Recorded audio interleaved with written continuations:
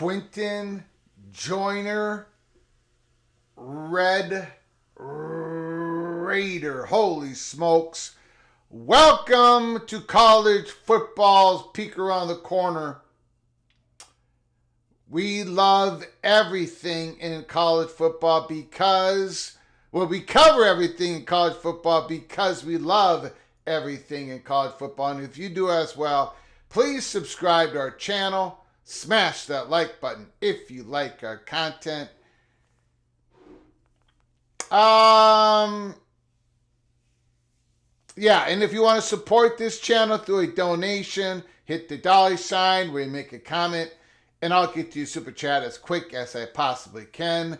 Everybody is welcome into the studio. Everybody. The studio that sits on the corner, the very corner of Keith Jackson Parkway and Kurt Gowdy Avenue. Do not be afraid. Do not be afraid to be a legend with the comments in the chat room and with your phone calls later in the show. Great. Why are we back in the Holy Smokes Theater? What are you doing? This is a prime example of why PATC is the most unpopular college football channel in the entire world. We're going to talk college football playoffs again. We're gonna go through a Dodd's article, CBS Sports. We're gonna do it. We're gonna do what everyone else does. We're going to break it down. We're going to break all the tapes down. I made my predictions. You've made your predictions. We've agreed on. By the way, and Ricky Tungate, holy smokes. Unbelievable generosity for Mr. Hoosier. Especially,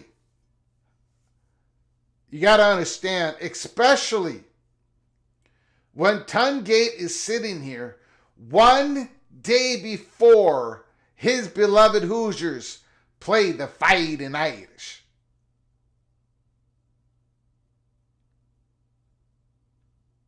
One day before the biggest game in Indiana's Hoosiers history, the epic season, Ricky Tungate shows his incredible generosity to this channel once again. Thank you so much.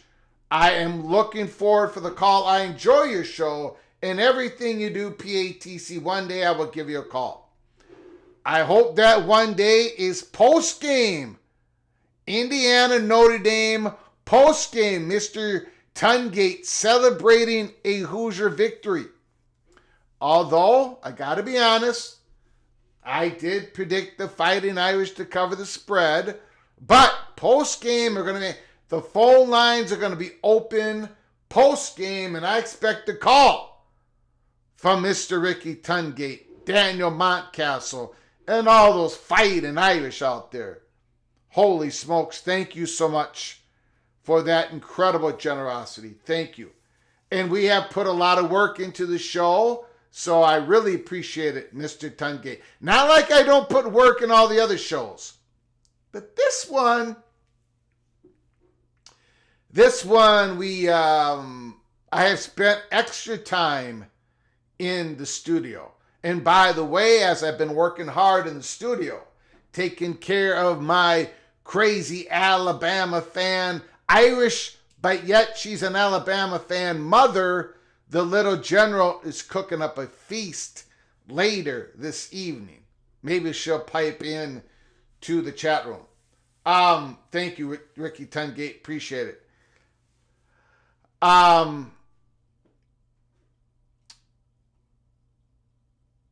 Well, again, let's go back to the theater. Valuations have entered the Holy Smokes Theater. Again, why are we talking about it? Well, we said this is going to be the lead story in 2025. We don't know how exactly it's going to play out. We don't. We have some information that has been embargoed. I have not been able to give you some details, but every single time, every single live show, I'm able to give a little bit more, a little bit more, a little bit more, a little bit more. If you catched our last two live shows, the Big 12 isn't quite unified on private equity. It still isn't. That's the last we've heard. And we're going to give you some statistics today. CNBC came out with an article talking about private equity coming into the college athletic space. A big old article with evaluations for the top 75 athletic departments. That came out today on Thursday, December 19th.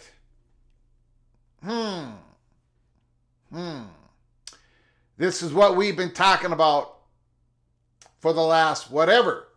We just did a live show yesterday.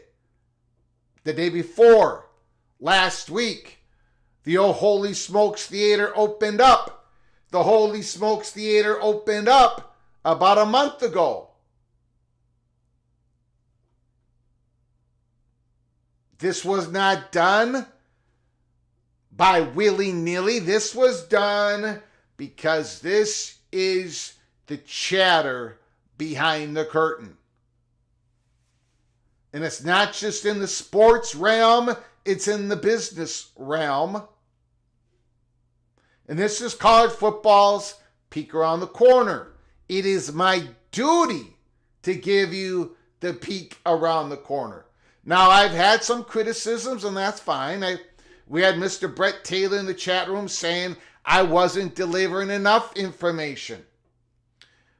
And I understand that frustration. Then the next day, we were able to give a little bit more information on this story. And now CNBC has given us valuations. More is coming. More is coming. Let's get to it. First of all, I've got to do a roll call here. Mr. Nebraska Cornhusker, Skaven, yes, yes. Stephen McNeely is in the house. Bo Weevil, go Clemson. My goodness. Let's talk Texas Tech and the transfer portal. Well, let's do that, shall we? I've already lost it. It just happened. It was just announced. And your host of the show is unorganized. Quentin Joyner committed to the Texas Tech Red Raiders. Holy smokes. Quentin Joyner was all set up. He was all set up to be RB1 for the Trojans in 2025. Or he should have been all set up. He had a little bit of fumbling issue. He fumbled against my beloved Golden Gophers. But man, this guy's got talent. This guy's got juice. And the Red Raiders got him. By the way, Texas Tech has been listed as, well, one of, if not one of the most popular or most successful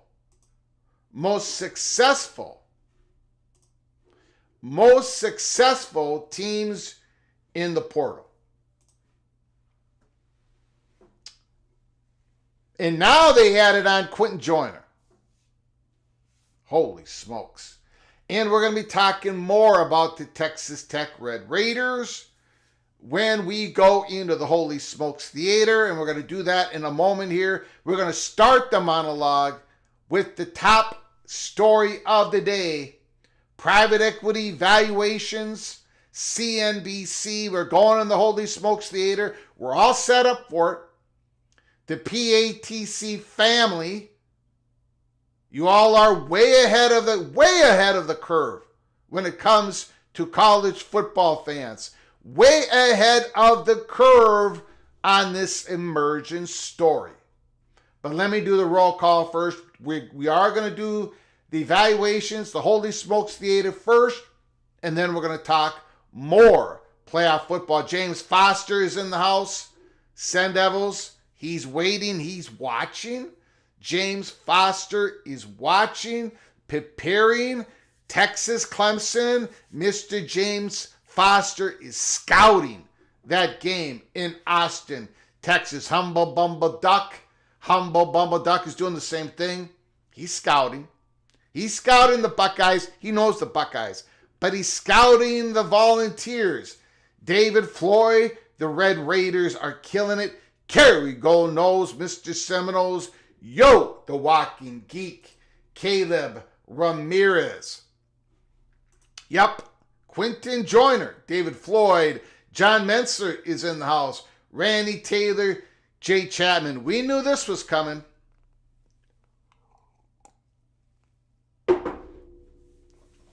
Yeah. And it is just the beginning.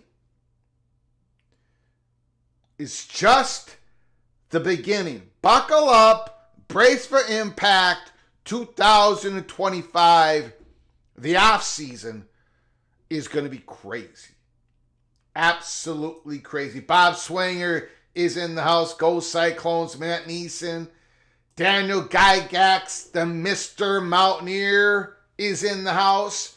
MBM is here. Rock Chalk, Jayhawk, Scott P, and famous front runner. I am here. Yes, you are.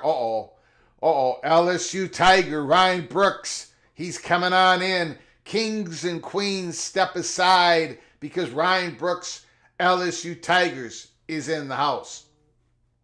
Antoine Coates.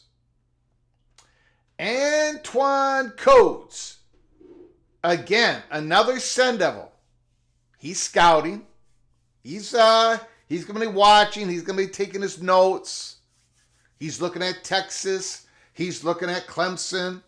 Looking at the weakness. Looking at the strengths. Antoine Coates. He's loving this. He's absolutely loving this. Ray. Ohio State. Ray is in the house.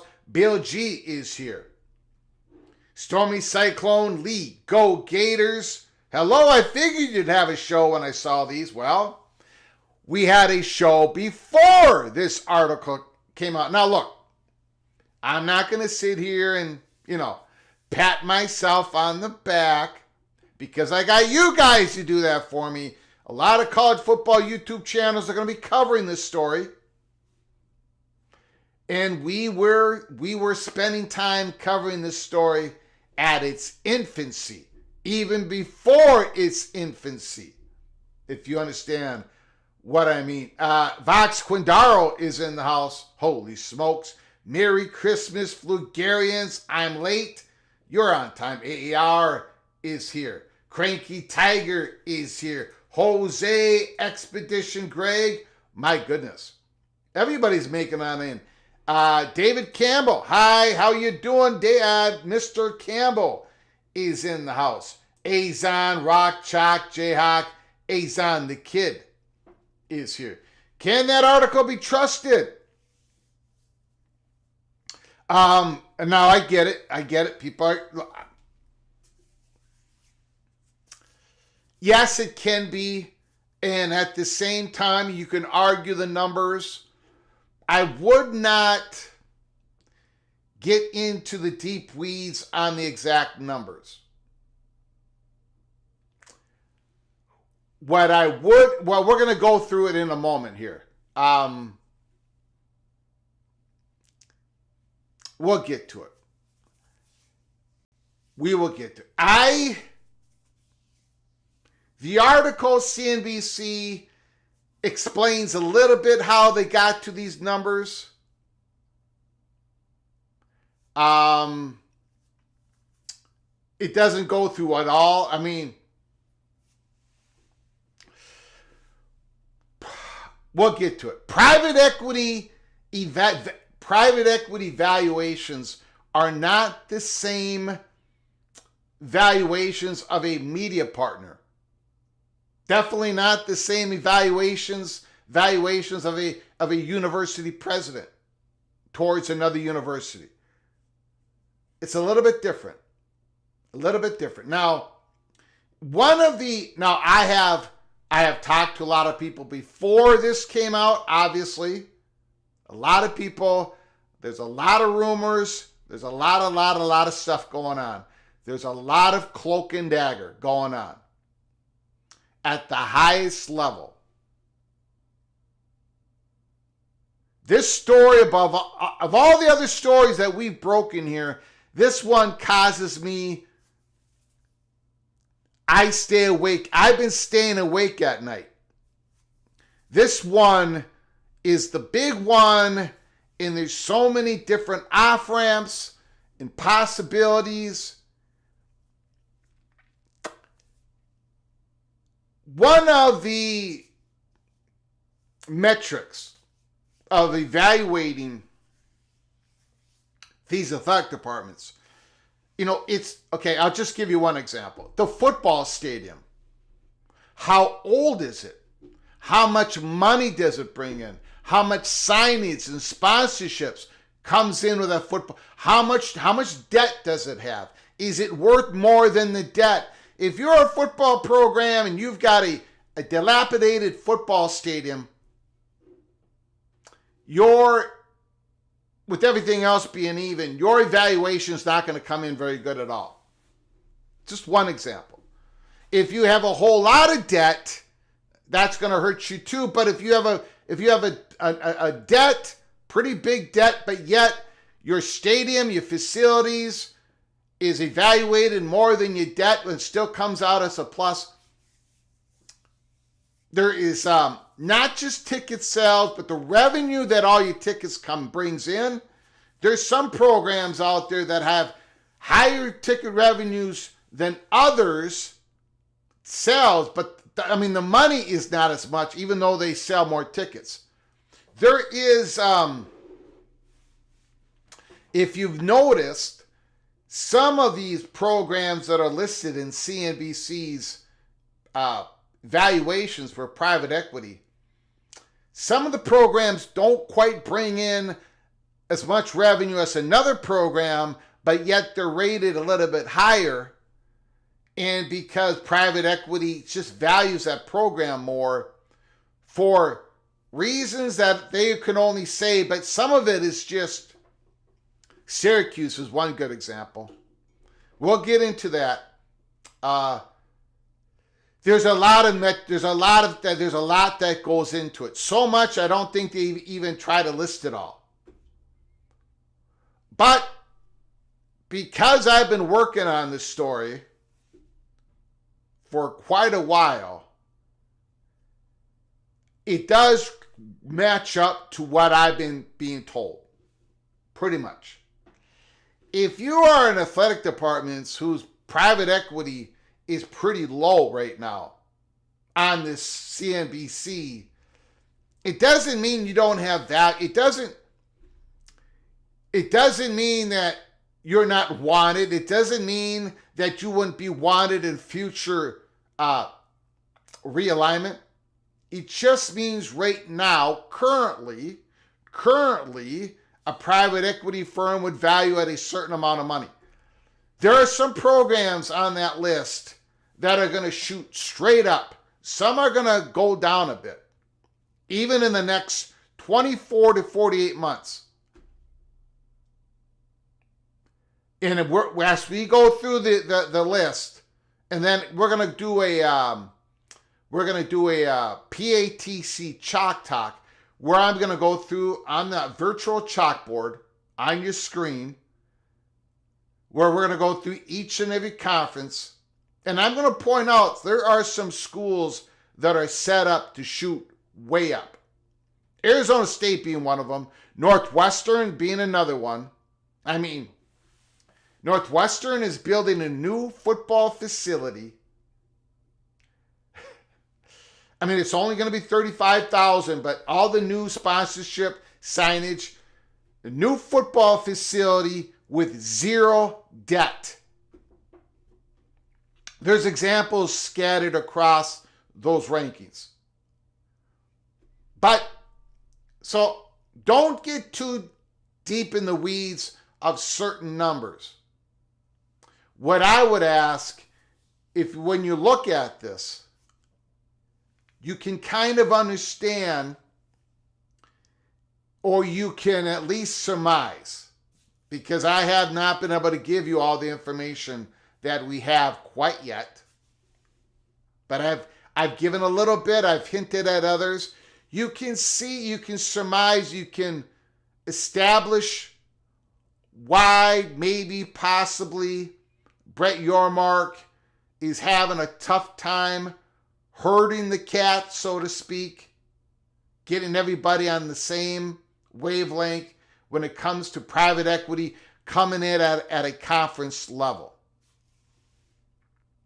Or you can see why some of the ACC programs are valued at such a point. Some of them are really interested in private equity, some are not. There is a lot of cloak and dagger. There's a whole lot of politics. There's a whole lot of stuff going on. So use the CNBC numbers as a certain base of information. They could be way off on some programs, but I think you guys you can sort of batch the schools. Certain schools certain conferences, you batch them together. And this is how private equity perceives the value of these athletic departments, and their perception becomes reality, to be honest with you. Anyways, let's go on here. We got a lot to get to. Ryan is in the house. Go Irish. Go Irish. Fighting Irish. Friday night, come join us. Tomorrow night. I think we're going to start about a half an hour before game time. So that would be 7:30 Eastern time, 6:30 Central time, 5:30 Mountain time, 4:30 Pacific time. Watch party, Indiana, Notre Dame. Come join us. We're going to be doing it. Mike Drake is in the house. Jonathan Price is here. The almighty Finn. BJ is in the house. Ryan Willie on Wisconsin. Still Austin is in the house. David Floyd is here. Go Raiders, secret agent Ryan Willie. Looks like Fickle is a captain of a sinking ship. Ryan Willie, you just got your quarterback. Billy Edwards, let's go. Let's go. Let's go, Ryan Willie. Come on now. You were positive yesterday, or I believe you were positive yesterday. We'll bring you back up. By the end of the show, Mr. Ryan Willie, the Evil Badger, we are going to have you looking up. Up. Immaculate is in the house.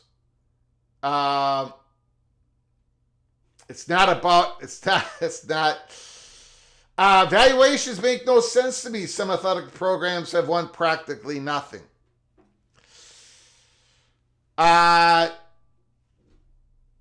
It's not measuring wins and losses. It's measuring the ability to have and to create future revenues. That's what private equity is interested in. Gord is in the house. Valuations do not, no, they don't. And they are not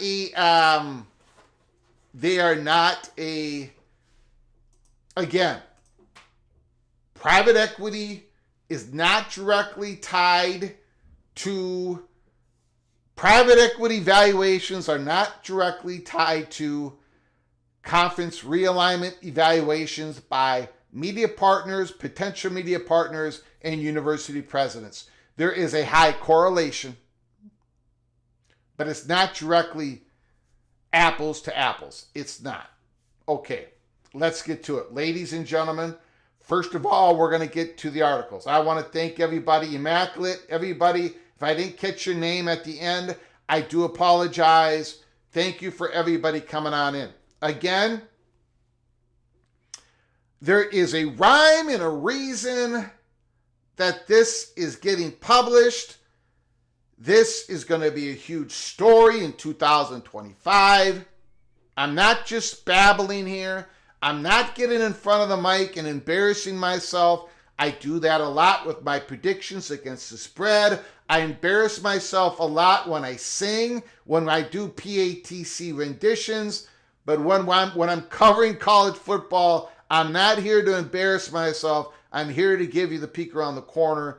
This is the reason why we've been talking about this subject. Michael Azanian, I apologize if I mispronounced that name. Azanan, I do apologize. I cannot talk. I do apologize. CNBC Sport. Private equity looks to buy into college sports. Private equity and venture capital enterprises such as College Sports Tomorrow, Smash Capital, and Collegiate Athletic Solutions are looking to buy into NCAA sports programs. The schools with the most valuable athletic programs sit in the best position to capitalize. Football generates 75% of athletic program revenue at typical Power 4 schools, according to people familiar with the economics. There's a mad dash for cash in college sports. Between multi-billion-dollar television deals, the institution of the transfer portal and the escalation of NIL, name, image, and likeness, deals for athletes, college athletic programs, particularly football, have never looked more lucrative. Now, private equity and venture capital enterprises such as College Sports Tomorrow, Smash Capital, Collegiate Athletic Solutions are looking to buy in, and the schools with the most valuable athletic programs sit in the best position to capitalize. Well, that might be true, but the ones that are sitting in the best positions may not want to jump into those cool waters.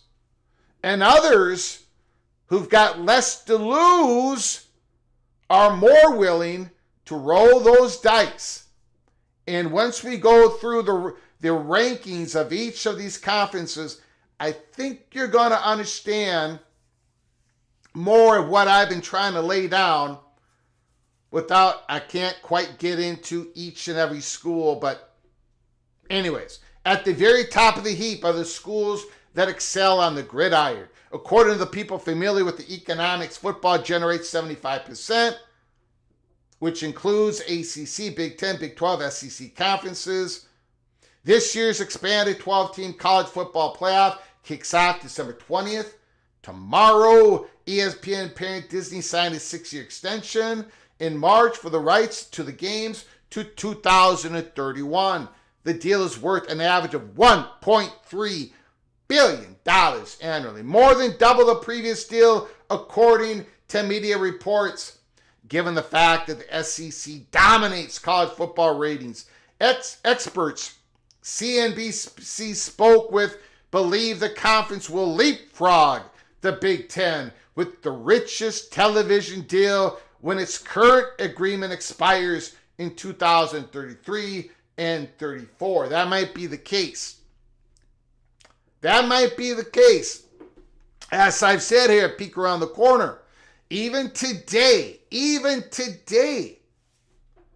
the SEC is the most valuable conference in the country. It doesn't have to wait to 2033, 34.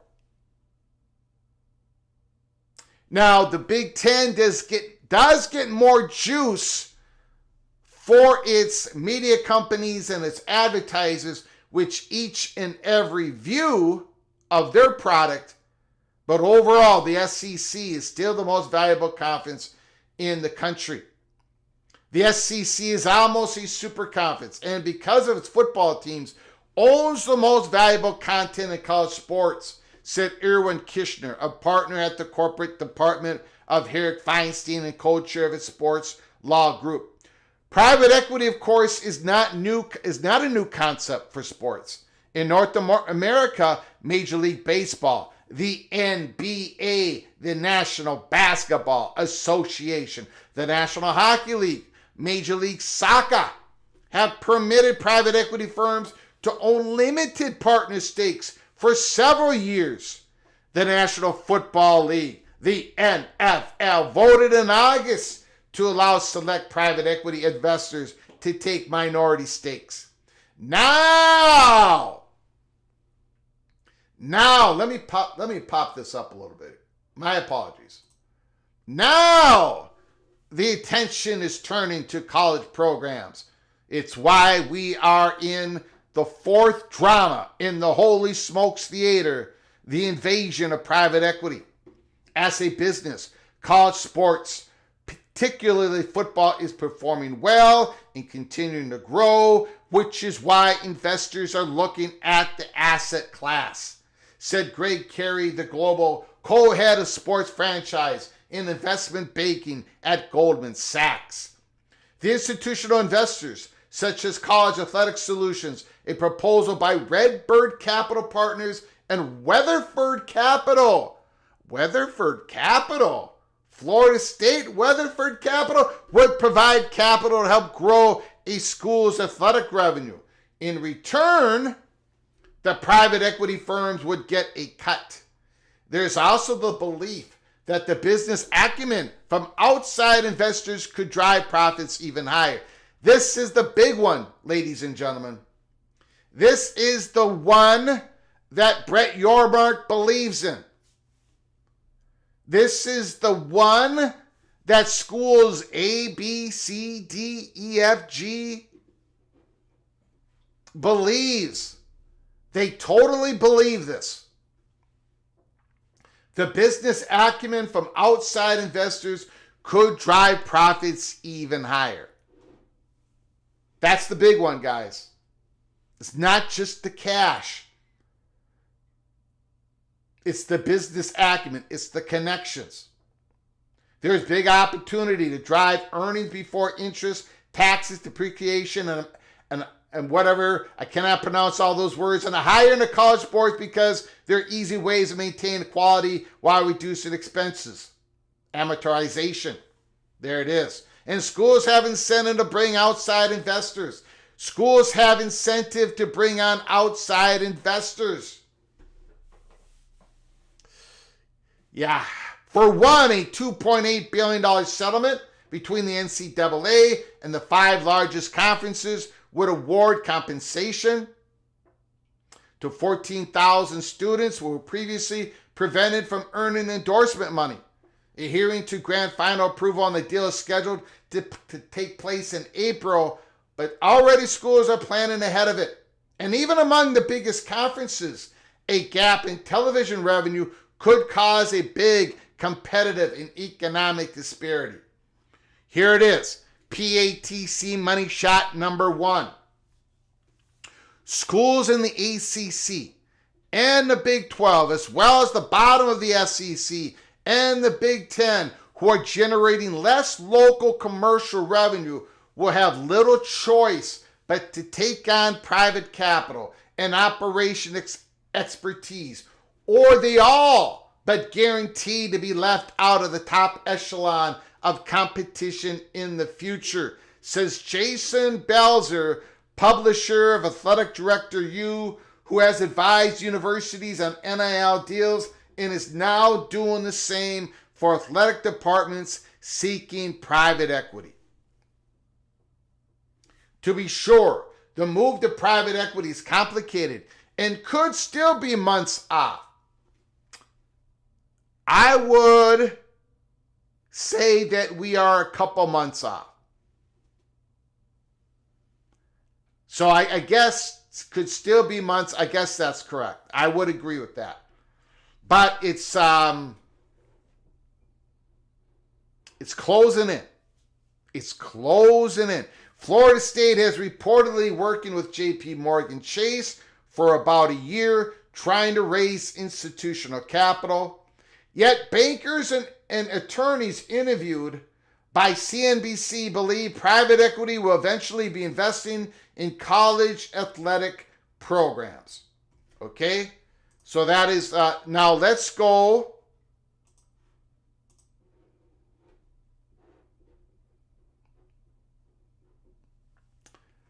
Let's go through the list here. I will get to you super chats and to your memberships in a little bit here, guys. I appreciate all your support. I will get to it in a little bit. I just want to hit on a few things. This is Jason Belzer. Last year's conference realignment has made it evident that the SEC and the Big Ten are head and shoulders above the rest of the college sports leagues. Schools in the ACC and the Big 12 must find ways of closing that revenue gap or face an uncertain future as the landscape continues to shift. Now, if you look at this here, the SEC, $13.3 billion. That is their estimated value of private equity. Again, the numbers, don't get too deep in the exact numbers. The SEC may be a little bit ahead of the Big Ten. Average per team, they're maybe $100 million ahead. The SEC is the most valuable conference in the country. And then you got the ACC and the Big 12, and the ACC is worth more. Per the estimates, private equity. And they are. It's everything that I've heard as well. In the Big 12, Brett Yormark is trying to get, of course, a private equity deal at a conference level. And on our last report, we said it isn't quite unified yet. Not yet.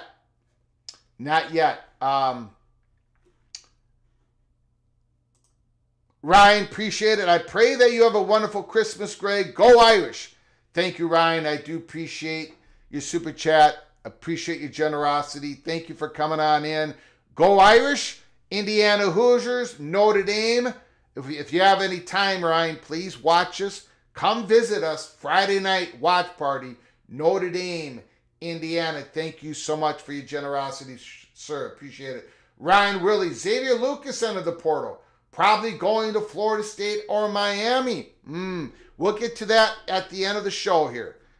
We got a lot to get to. I do appreciate you keeping your head on a swivel. Ryan Willie, thank you for your super chat, your generosity, your friendship. Once again, thank you so very much. Stephen McNeely, why would private equity want to invest in schools or conferences with low valuations? Great question, and I'll get to it in a second. Thank you for becoming a member for how long? 13 months. 13 months. Stephen McNeely, Early Pete Cloak and Dagger. Once again, you are officially knighted, Stephen McNeely. Officially knighted. Thank you, Stephen McNeely. Appreciate it so very much. Well, obviously, the lower the value, lower the investment for the private equity. As long as private equity determines that they can drive up your profits and they can drive up your ability to give the private equity firm a slice of that profit, then they're probably going to be willing to invest. The bigger the assets, the bigger the value, the more they're going to be willing to invest. But if you are let's get to the list right now.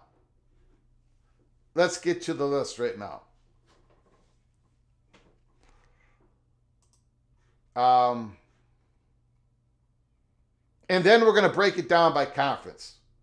Let's take a look at it. Ohio State, number one, $1.32 billion evaluation. And again, this was incorporated the expertise of several people knowledgeable about athletic program valuations to determine the rankings. This is a key point. These valuations, while the numbers might change a little bit, this is your basic batching. The batching of the teams, the programs, the departments is correct. Like everyone is singing off the same song sheet.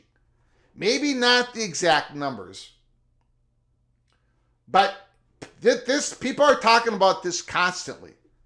I mean, private equity is knocking on all these doors.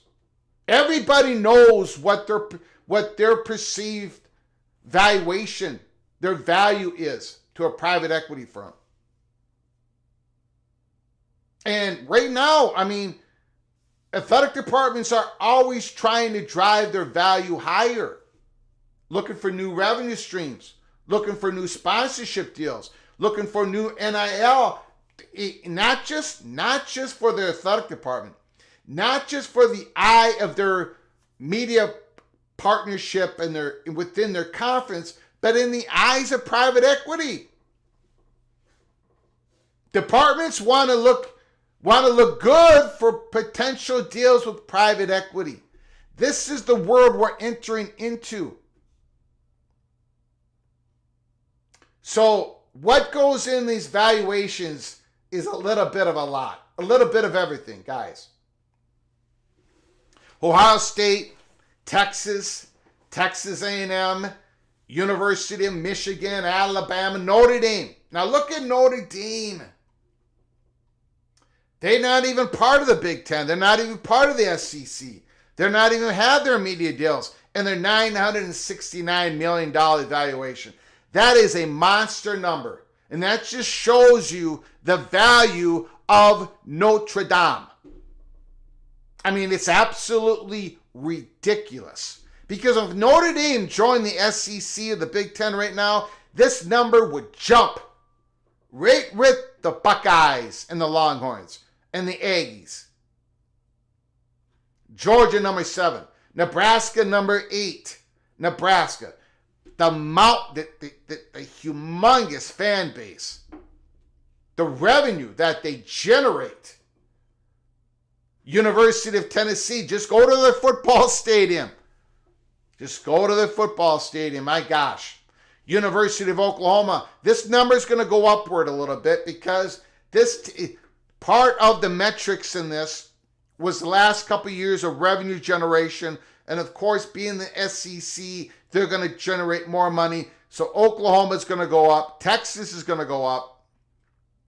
Penn State, number 11. USC, this number is going to go up.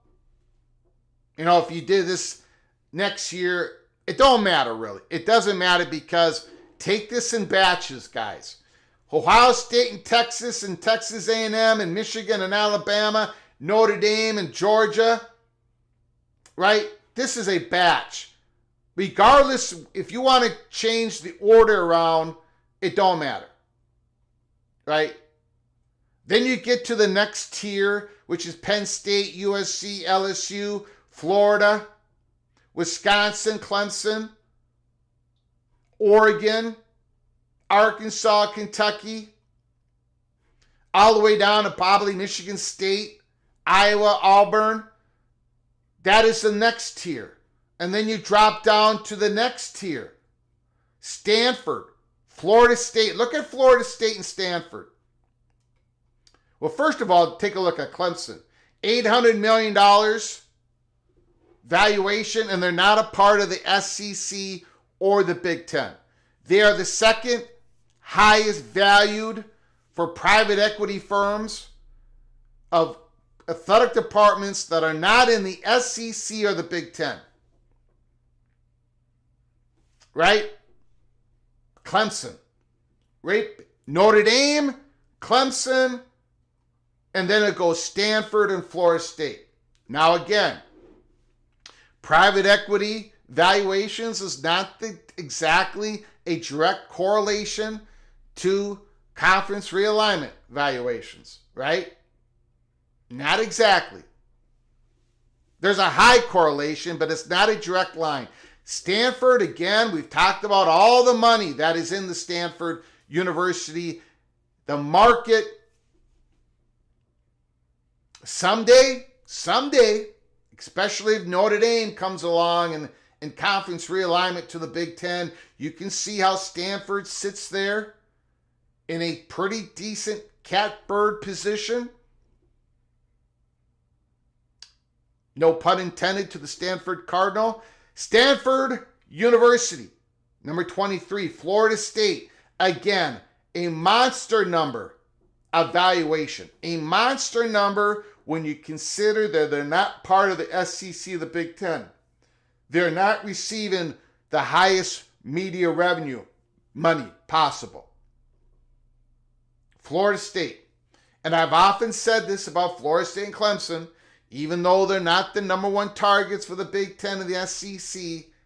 I've said this over and over and over again. Those two universities, they're humongous brands. They're going to get to where they need to go eventually because they're too big, they're too valuable not to get to the highest line, stratification line in college sports. University of Illinois, Duke. Look at Duke. Now, when we look at the internal conference rankings of each conference, well, we'll wait on that. We'll wait on that. Washington, 27. Indiana, 28. Mississippi, 29. Ole Miss. University of South Carolina. University of Miami. Another big number when you consider they're not in the SEC of the Big Ten. If they were able to join one of those two conferences, that number would go up. And they would probably join the next tier above them. Minnesota, Texas Tech. Look at that. The number one Big 12 team when it comes to private equity evaluations. Now, Minnesota is, what, number 13? Minnesota is number 13 in the Big 10. Texas Tech is number 1 in the Big 12. That is the difference between valuations. And is why Brett Yormark is looking for a conference level private equity deal. And we'll get back into Texas Tech later. Louisville, 34. Missouri, 35. Again, a pretty good number for Louisville, considering they're not part of the SEC or the Big Ten. Missouri at 35. Purdue, 36. Kansas, 553 million. They are the second Big 12 school. Texas Christian University is number 3 on that list. And I would put Texas Christian University, Kansas, and Texas Tech basically into their own tier. And we'll get into that later in the Big 12. North Carolina, $539 million. Private equity firms have North Carolina valued about $100 million less than Duke. More than $100 million less than Duke. We'll get into that in a little bit. Arizona, 41. Pittsburgh, 42. Mississippi State, 43. Baylor. Virginia, 506. Oklahoma State, 500 million. Georgia Tech, 498. Iowa State, 492. Syracuse, 487. And if you've noticed, Syracuse is valued a little bit higher than other schools that make a higher yearly income, revenue generation. This is yearly. North Carolina State at 121, Maryland 121, Virginia Tech 130, but yet Syracuse is a little bit ahead of them in valuations for private equity. University of California, Virginia Tech, Maryland, Colorado at 55. Again, that probably will go up here, right? Deion Sanders, the ticket sales and everything, that evaluation has probably gone up. Utah, 468. Kansas State, 57. Boston College, 58. Rutgers, 59. West Virginia at number 60. Washington State, 61. Berkeley, 62. Wake Forest, 63. I'm sorry, that was UCLA up ahead. Brigham Young, 357. SMU, 327. And then you get into the others, Oregon State, San Diego State, Arizona State in the Big 12, 279. Cincinnati, 216. UCF, 181. University of Connecticut, 178. Boise State, 176. East Carolina, 153. South Florida, 150. Memphis, 148. Out of the top 75 programs,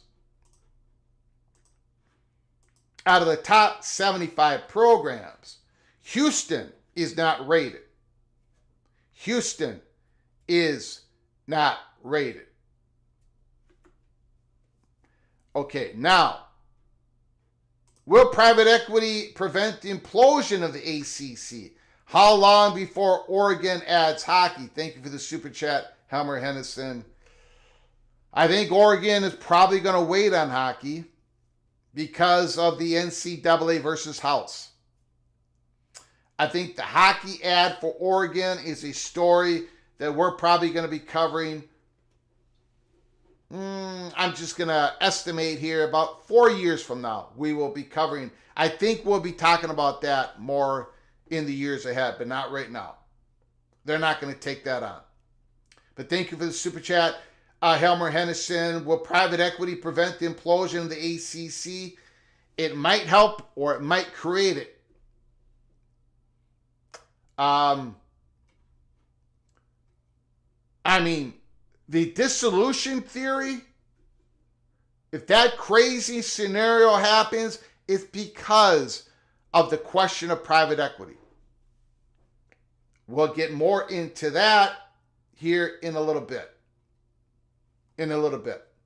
But thank you, Helmer Hennessy, for your generosity. Now, let's get more into this.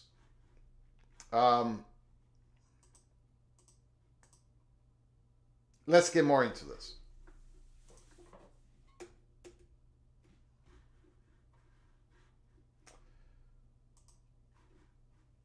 SEC, Texas, number one. The first column is the valuation, and the other column is the yearly revenue. Texas A&M, number two. Alabama, 3. Georgia, 4. Tennessee, Oklahoma, LSU, Florida, Arkansas, Kentucky, Auburn, Ole Miss, South Carolina, Missouri, Vanderbilt, Mississippi State. Okay?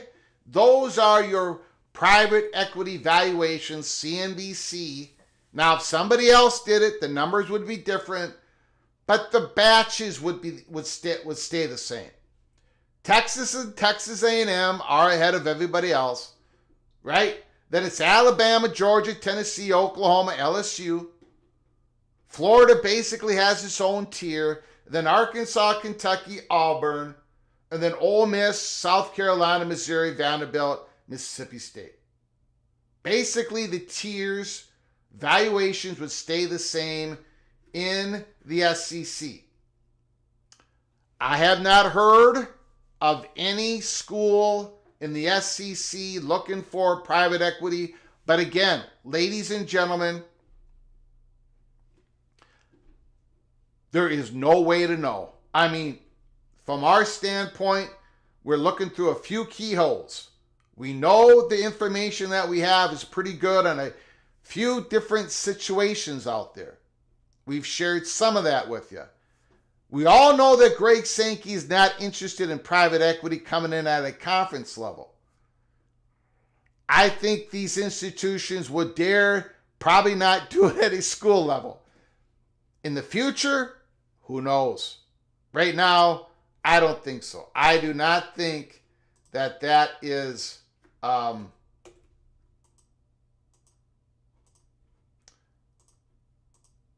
don't think that is the story that we're going to be talking about here in regards to the SEC. Now for the Big Ten.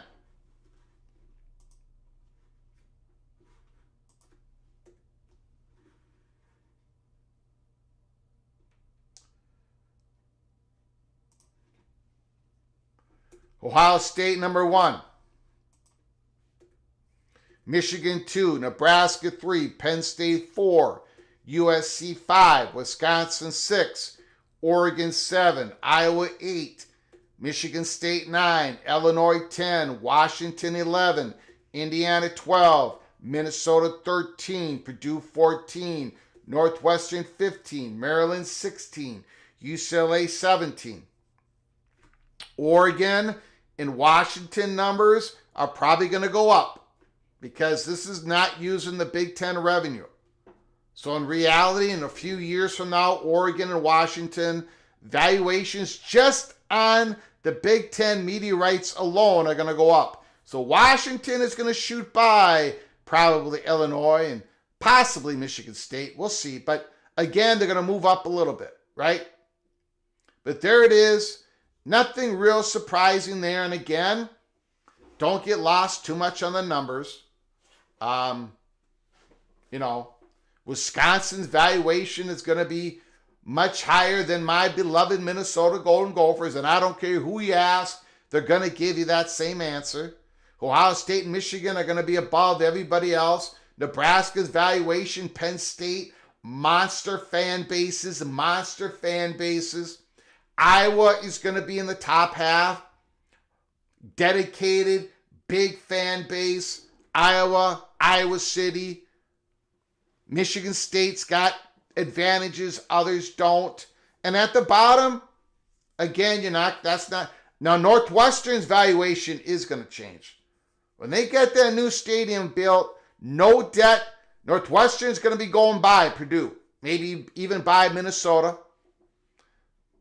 But mainly that's it. I mean, there isn't really any surprises there.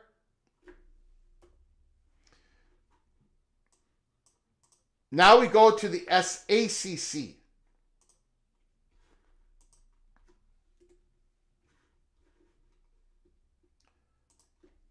We got Clemson. A monster number considering they do not have an SEC or Big Ten media package, media rights, media revenue. Stanford.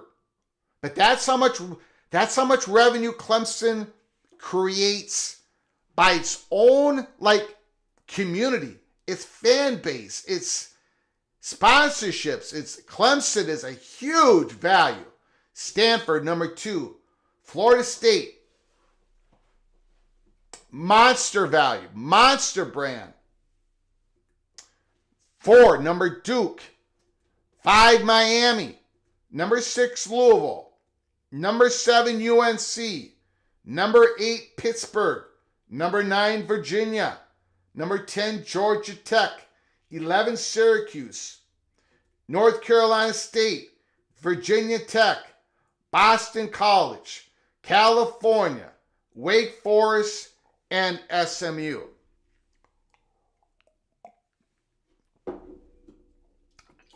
Now we are going to spend some time evaluating this.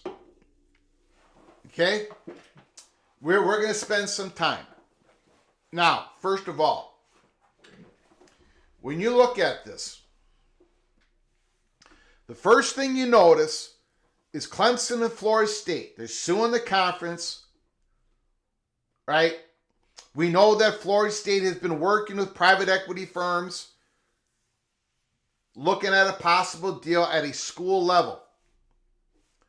They have a big brand, massive revenue, okay? And they have not been able to get the deal done. In fact, there's been public reports. There's really not much talking going on right now because of the uncertainty of House versus NCAA. But the big one is the ACC uncertainty. And that is what is clogging everything up. ACC uncertainty. Florida State and Clemson is suing the conference. The conference is suing them back. Okay? You've got Duke. You've got Miami. You've got Louisville. You've got North Carolina.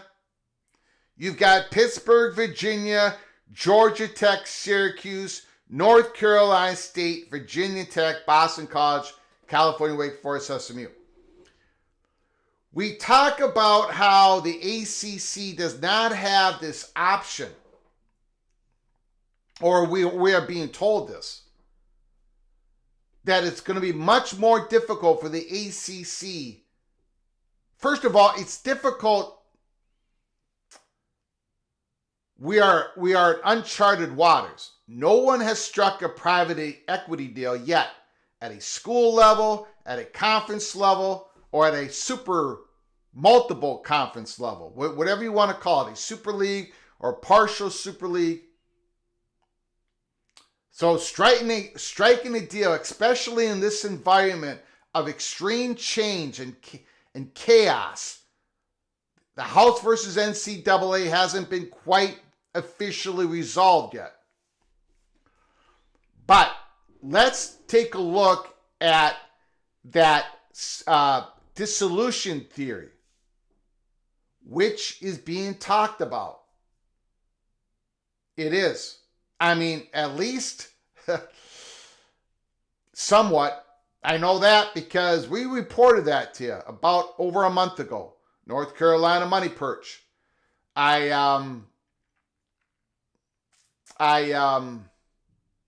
poked and prodded on that information. Some people, the behind the curtain, the chatter behind the curtain told me, yeah, we're not going to shoot it down. It's a crazy theory. It's probably not going to happen. The dissolution theory, it probably isn't. It's probably not. It's probably not. But it could. because of the fear that some ACC has that the Big 12 is going to strike a deal at a conference level. And we're going to get to the Big 12 in a moment. There's a lot of fear out there. So let's take a look at the dissolution theory. Just, again, there's a very small chance it's going to happen, guys. But let's take a look at it, at least treat it as an exercise. You have your Magnificent Seven, a dissolution of 10 schools leaving the ACC is not going to happen without the Magnificent Seven. So Virginia Tech, North Carolina State, their valuations aren't that high as others, but for political purposes, they're going to be involved if the dissolution happens. Virginia Tech, North Carolina State, Virginia, North Carolina, Miami, Florida State, Clemson. That was the Magnificent Seven. What would the other 3 ACC schools be if the private equity firms wanted it to happen? Well, if they could invest in a new conference, a condensed ACC, well, it won't be Stanford. They will not be in it. I don't want to go down that rabbit hole yet. We believe that if there is a breakaway, a dissolution, that Stanford will not be part of it. Okay? So I'm taking Stanford out. If you want me to explain later, I will, but I just don't want to do it right now. There's a lot to that. But Stanford ain't going to be part of it. Okay. Duke. If you remember when I brought up this crazy dissolution theory again about a month ago, and this came from the North Carolina Money Perch, and he talked about it, and he gave us all the reasons why. We've been through over that. We're going through it again today. But he said, it would be 10 schools, at least 10 schools, probably 10 schools. It would be the 7 Magnificent Seven and Duke. Duke has to be a part of it because private equity is going to be doing this deal, right? The dissolution theory is connected to private equity, obviously. And remember when I reported to you that Duke would be part of it? No question asked. Well, you're seeing some indications why. There are other reasons. There are political reasons, other reasons. But Duke would be involved. So what would the other 2 schools be? I don't have those schools. But you can see that Louisville, Pittsburgh, Georgia Tech, and Syracuse, those 4 are the next highest valued schools that are not part of the Magnificent Seven. Louisville, Pittsburgh, Georgia Tech, and Syracuse. And remember, when the North Carolina Money Perch told us that the dissolution theory is being whispered about, talked about, because some schools in the ACC are pro-private equity, but they can't do it as how the ACC exists now. When he told us that Duke was number 8, he also told us, if you remember, we reported that you couldn't cross Syracuse off the list. That you could not do it. Couple reasons for that. One is, first of all, Syracuse is pro-private equity, and you have public evidence of that. There is private evidence of that. The Syracuse president was, sorry,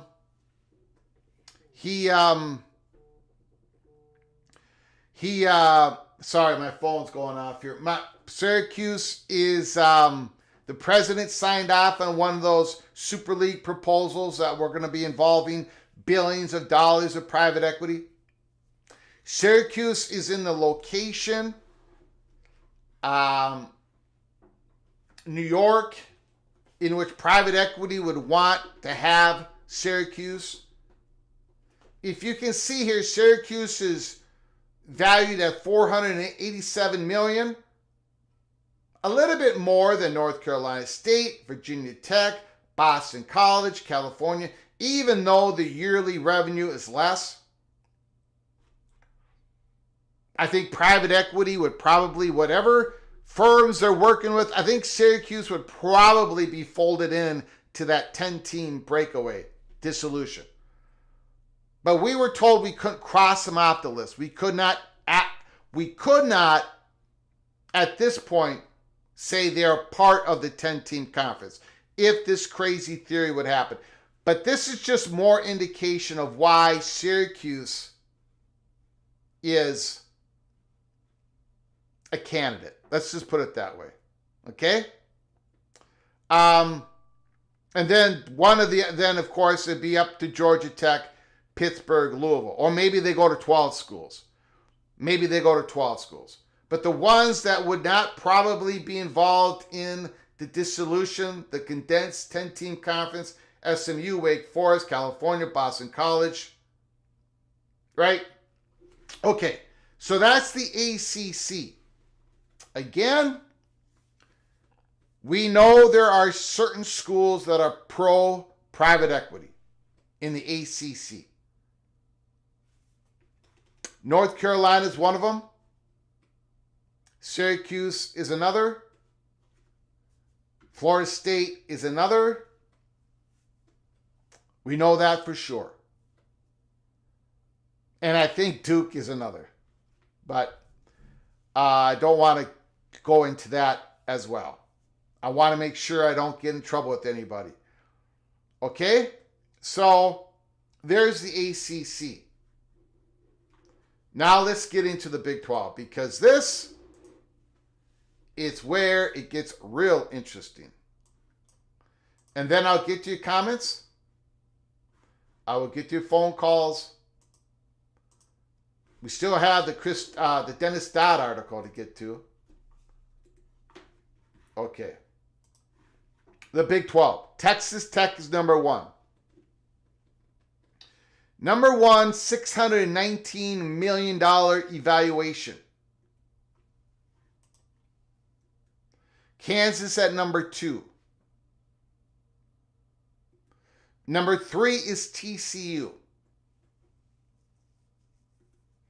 Number four is Arizona. Number five is Baylor. Number six is Oklahoma State. Number 7 is Iowa State. Number 8 is Colorado. Number 9 is Utah. Number 10 is Kansas State. Number 11 is West Virginia. Number 12 is BYU. Number 13 is Arizona State. Number 14 is Cincinnati. Number 15 is UCF. And Houston is number 16, without the numbers, because they did not make it into the top 75 highest valued athletic departments across the country, according to private equity, the information that CNBC gathered. Or this guy, whoever this guy is. It don't matter. Look, Houston, again, no matter who does this, guys and gals, the rankings may change a little bit, but the batching will not. It just won't. Okay? West Virginia, BYU, Arizona State, Cincinnati, UCF, Houston. Right now, for private equity, their values, they're going to be at the bottom half of the Big 12. Utah, Colorado, Iowa State, Oklahoma State, Baylor going to be at the middle. The top, Texas Tech, Kansas, TCU. I'm going to tell you guys something. This matches everything that I've been told. All of it. Every little bit of it. This, again, is not a direct line from private equity valuations to conference expansion candidates valuation. There's high correlation, but not a direct line. It's not apples to apples. Because how media companies, future media companies, and presidents of other conferences perceived universities of other conferences may not be the exact same as private equity valuations. But in the sense of private equity, in the sense of Brett Yormark trying to get a conference level deal, this is the landscape that he's dealing with.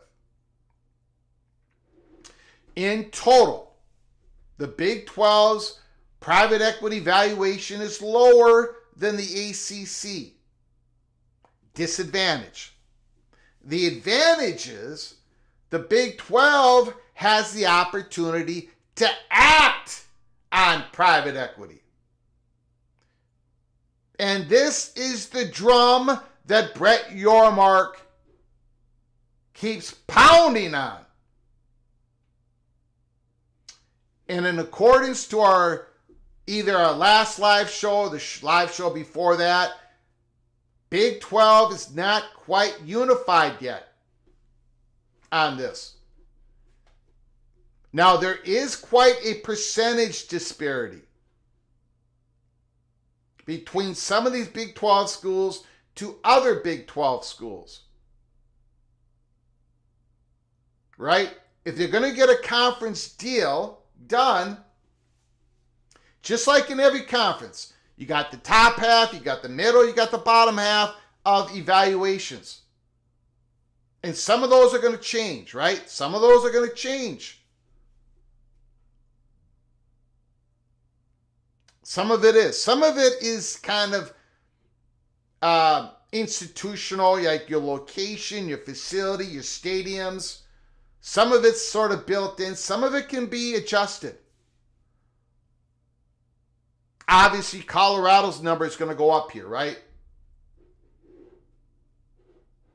BYU number, finally getting in the Big 12, is probably going to go up.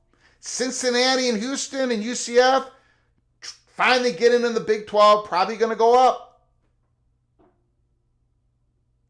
Because a lot of these numbers are established because in the G5 world that they were in.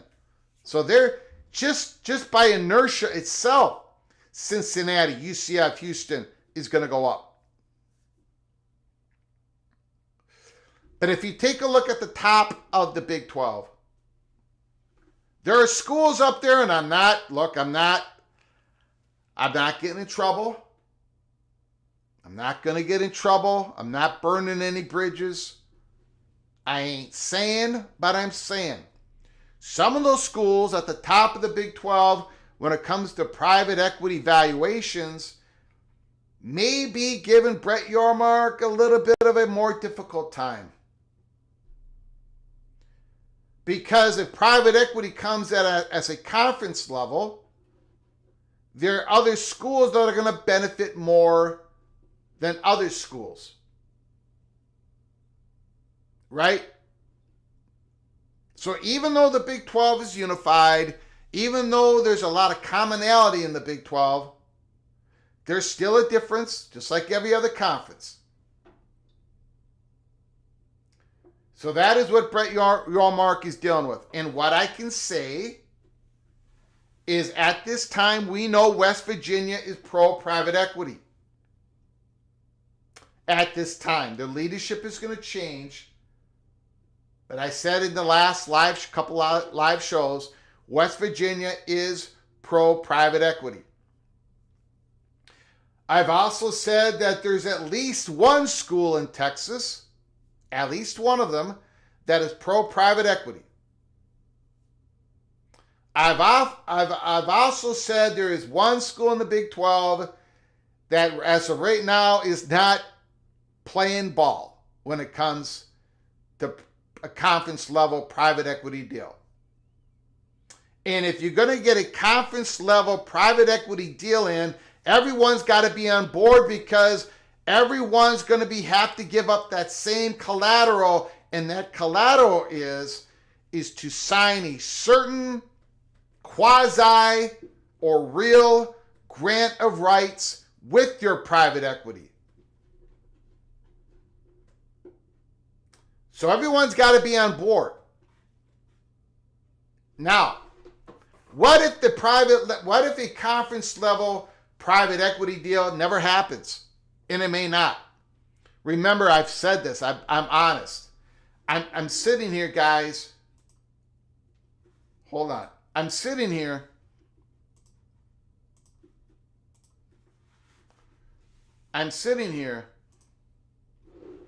In the Holy Smokes Theater. I'm sitting here in the remember, we've got the back rows. We're all in the back rows, right? Right? Kuz's Corner's got his popcorn. Don Scruggs is sitting there with a Diet Coke in his hand. Immaculate tried to sneak in a beer, but our security caught him, and now Immaculate is drinking a Dr. Pepper. Remember, we're all sitting in the back row. And I have said over and over and over, as I'm sitting with you guys, I've said, I have no idea where this is going. Like, I do not know how it first happens. I do not know the first strike in this.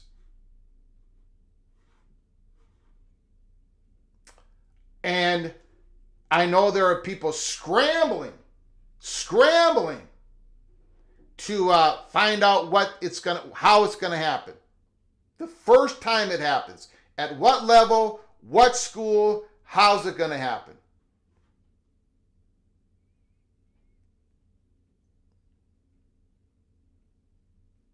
I don't have the answer for it, but I don't think it was in the last live show, but the live show previous, whatever. I said we've got information that there is a school in the Big 12, and it's not West Virginia, that we know of. All we've said about West Virginia is that their leadership is pro-private equity at a conference level.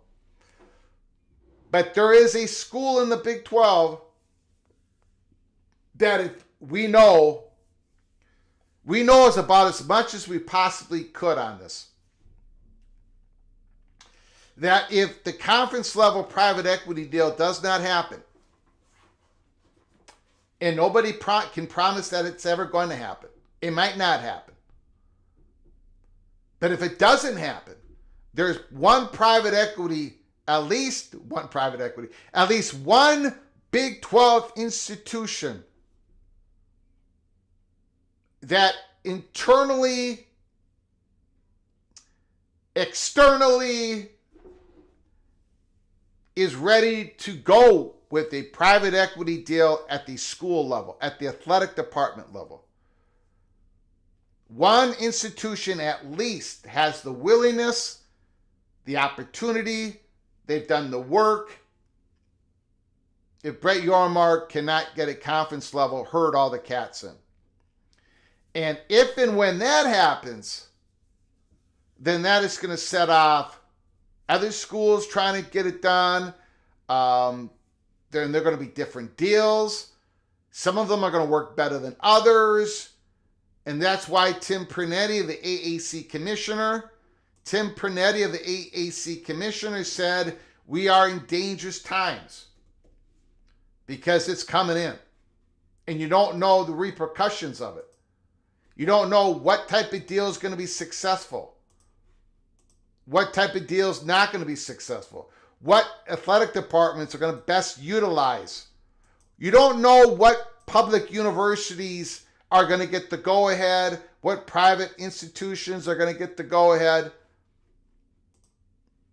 But it's going to cause a lot of chaos. Let me do something real quick, guys.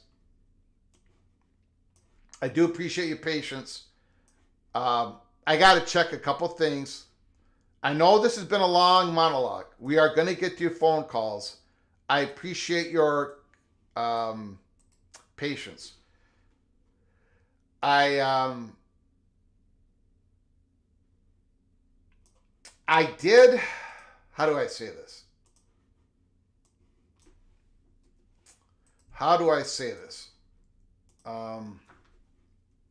When this CNBC came out, I poked and prodded.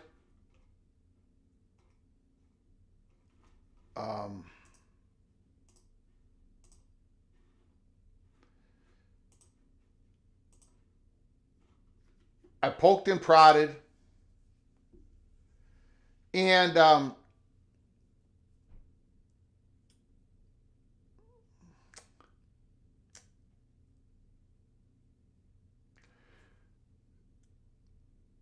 if you've noticed, and I'm afraid to say their names. I'm not.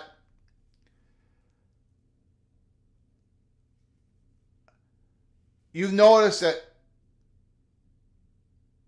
now CNBC has gone into the waters here, and I appreciate that.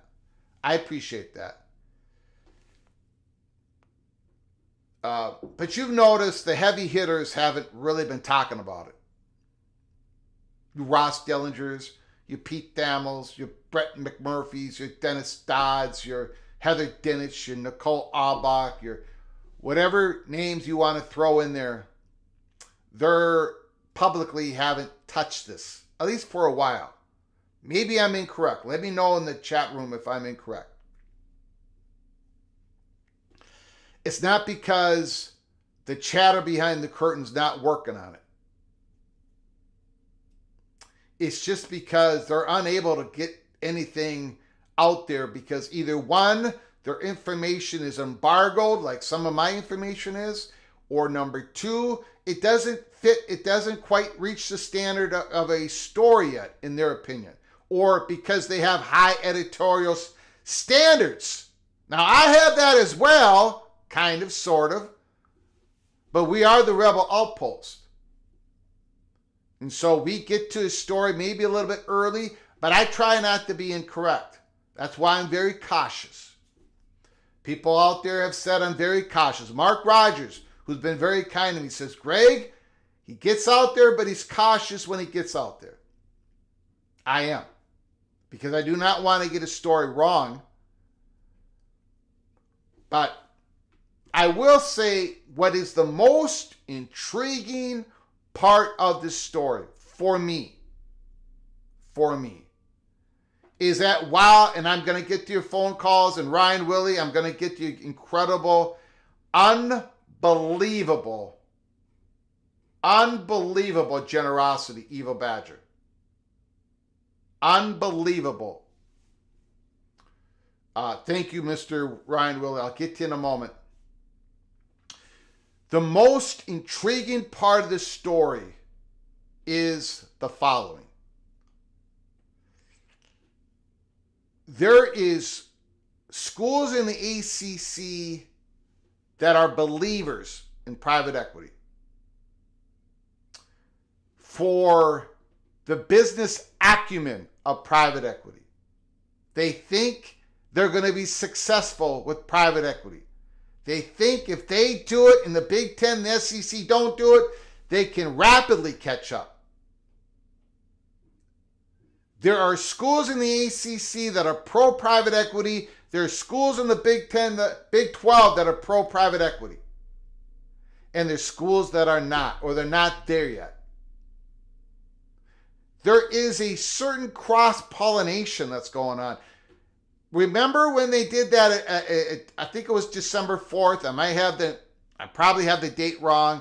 early December, Dallas, Texas. Some Big 12 schools and some ACC schools went to the presentation of a couple of those Super League representatives, and they had presentation and all this documentation, these statistics. This is what we can do for you.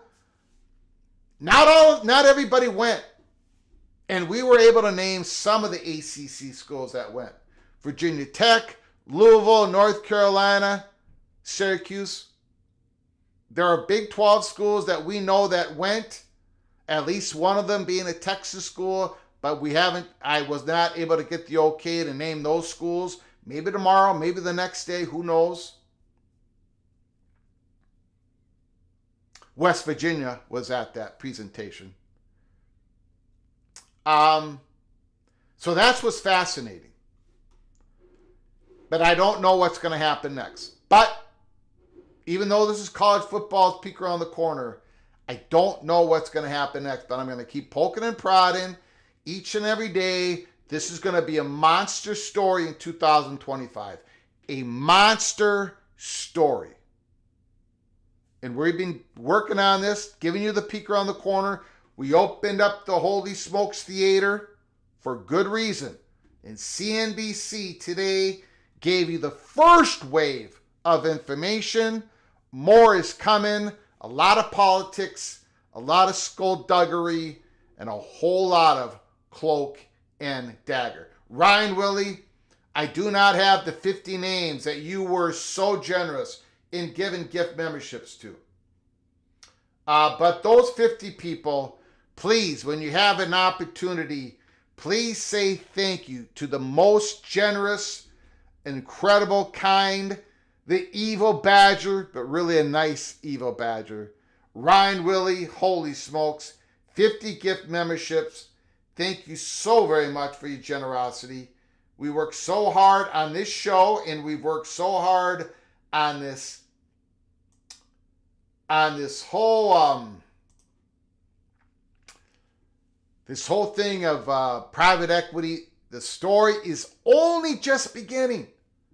And by the way, there's a whole lot of people on college football YouTube who do content creators. A whole lot of them are a whole lot smarter than I am. So if you get an opportunity, go watch them, because they're going to start talking about this now.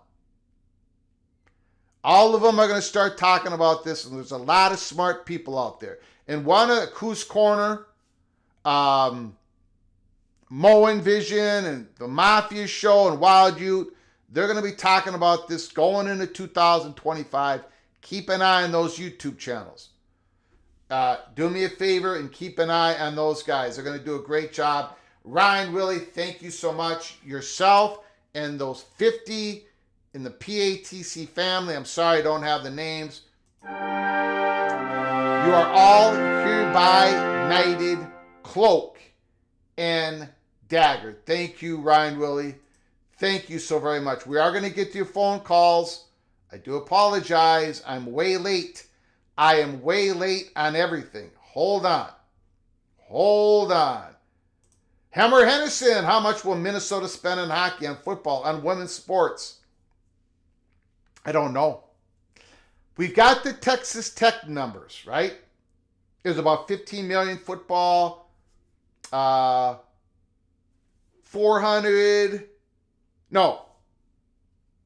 I don't know. I can't remember what it is. Do I have it still? I probably don't have it anymore.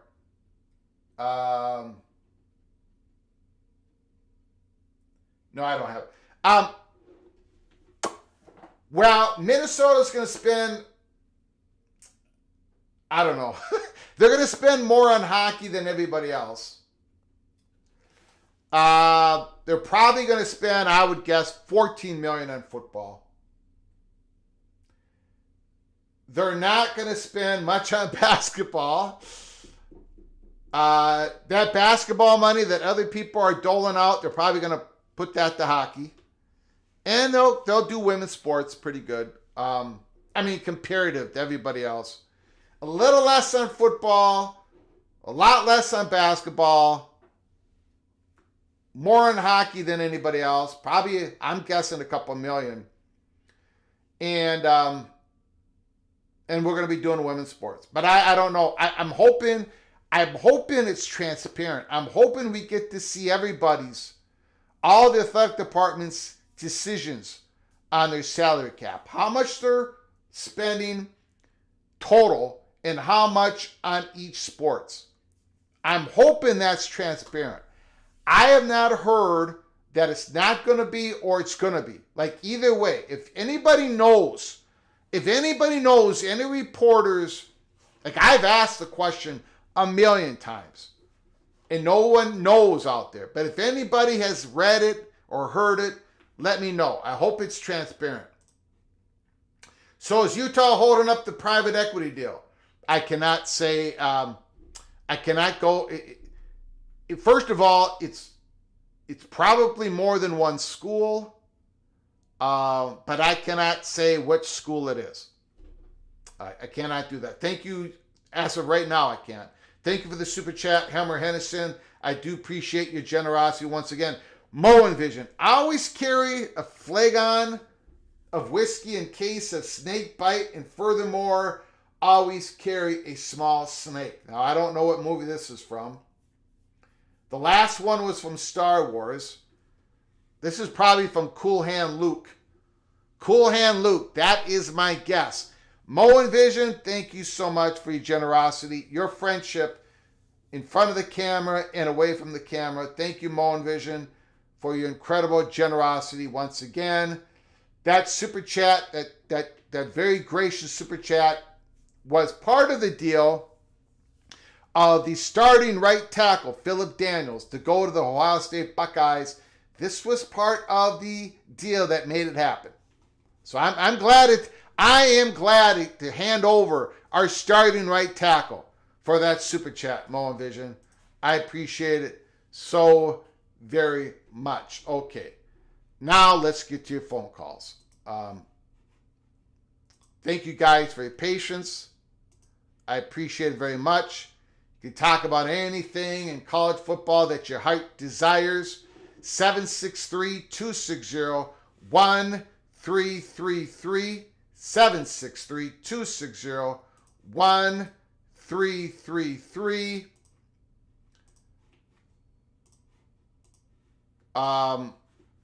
And we get into, as I'm waiting for a phone call, we got one.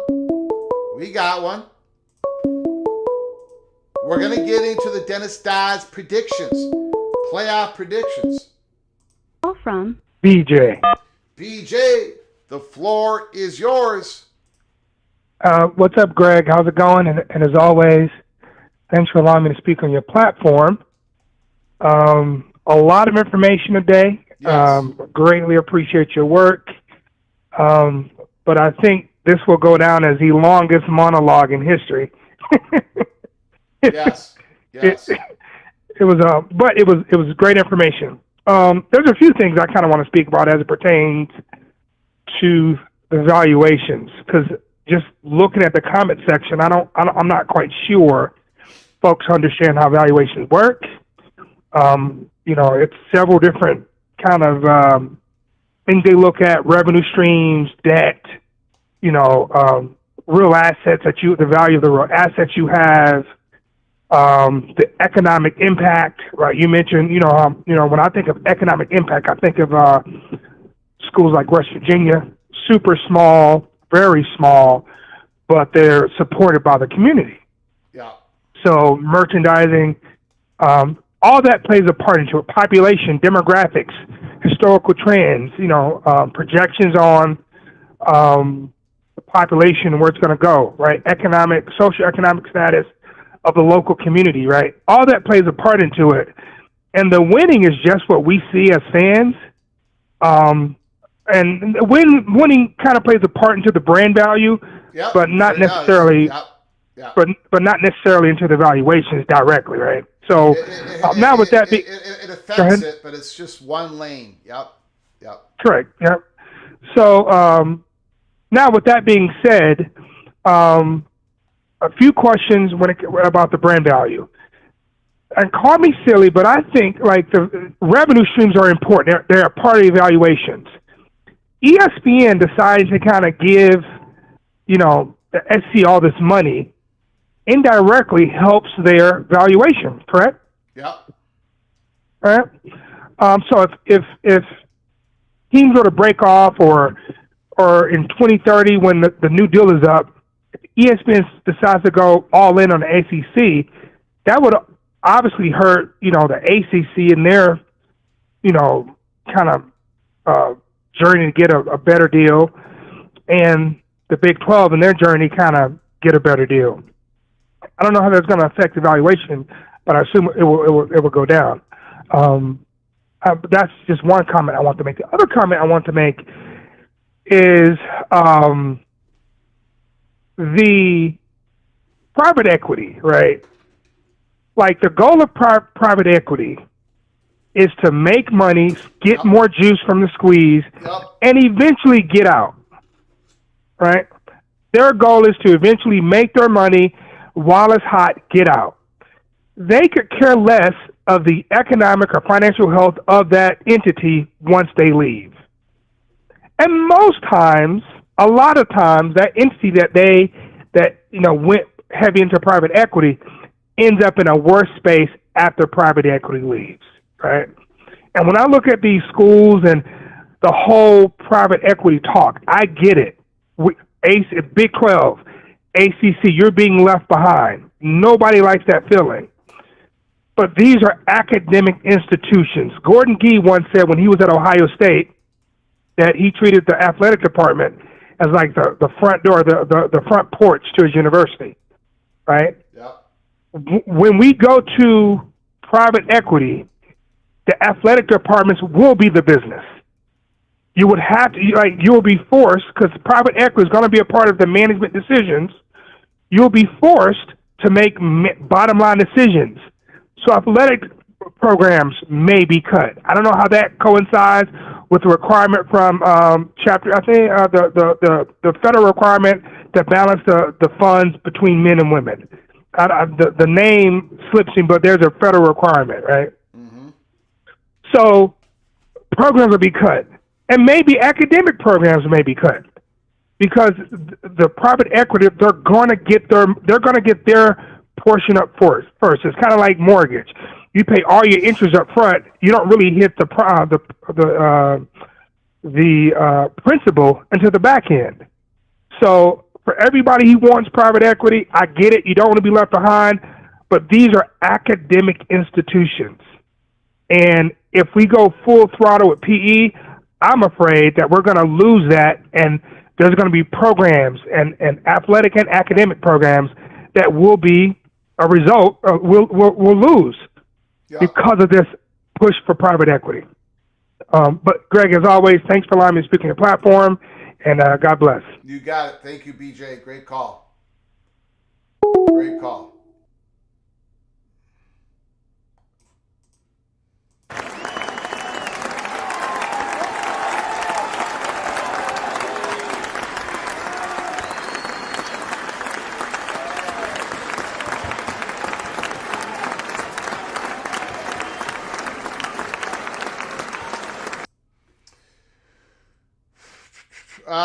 Phone lines are open.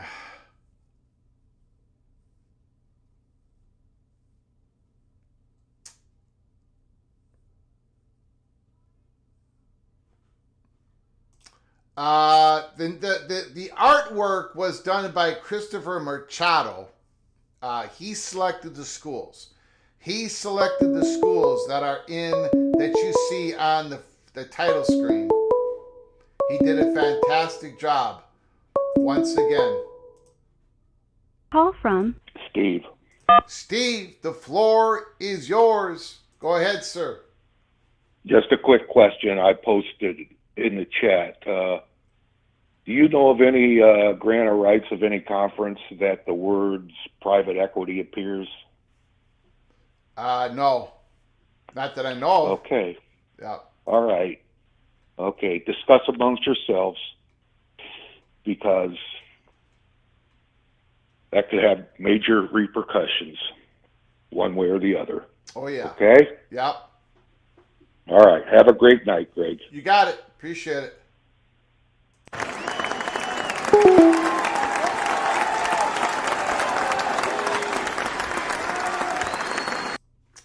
did not see. I have not been able to keep up with the chat, so I'm not sure what was going on there.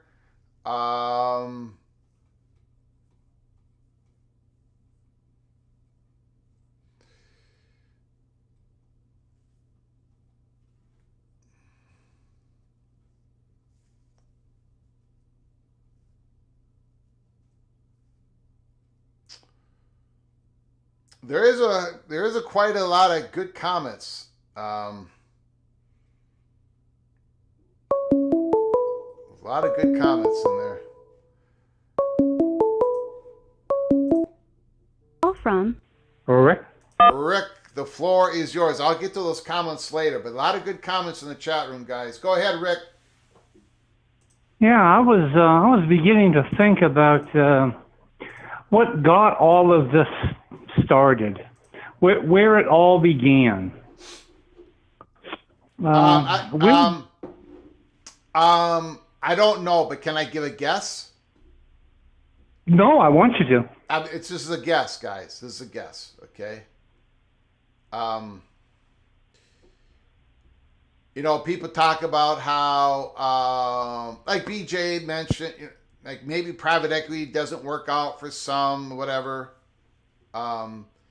But there is the perception out there that private equity has been just great for sport franchises. So keep that in mind, everybody. I mean, people like to follow success, right? It has been great for the NBA. It has been great for some Major League Baseball programs. The NFL is not going to let private equity come in and allow private equity to get a minority ownership of these franchises if they did not think the franchises had a very good chance of winning on the deal, like they're going to improve their value. So it's working from the perception of many people. And so now they're knocking on the door of college sports, and I think that's where it started, because it's working perception-wise, working in sport, in professional sports, and now people believe it's going to work in college sports. But go ahead, sir. Wow, that's a really outstanding point you just made. Yeah. All of it. It's a guess. I was kind of heading down a different path, and I probably didn't phrase my question as well as I could have. But where I was heading was, this all began with college football, with all this upset with the House lawsuit. No? What was that? It all began with the House versus NCAA lawsuit. Okay. That's when things started to change. And we're getting ready to come to the end of the House lawsuit that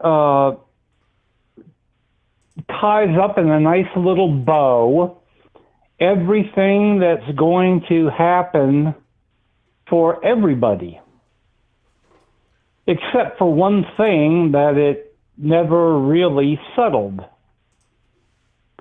And that's the salary for the players in the future. Mm-hmm. Now, if private equity enters, and we probably would agree that it's inevitable, it's coming in, the House settlement hasn't provided for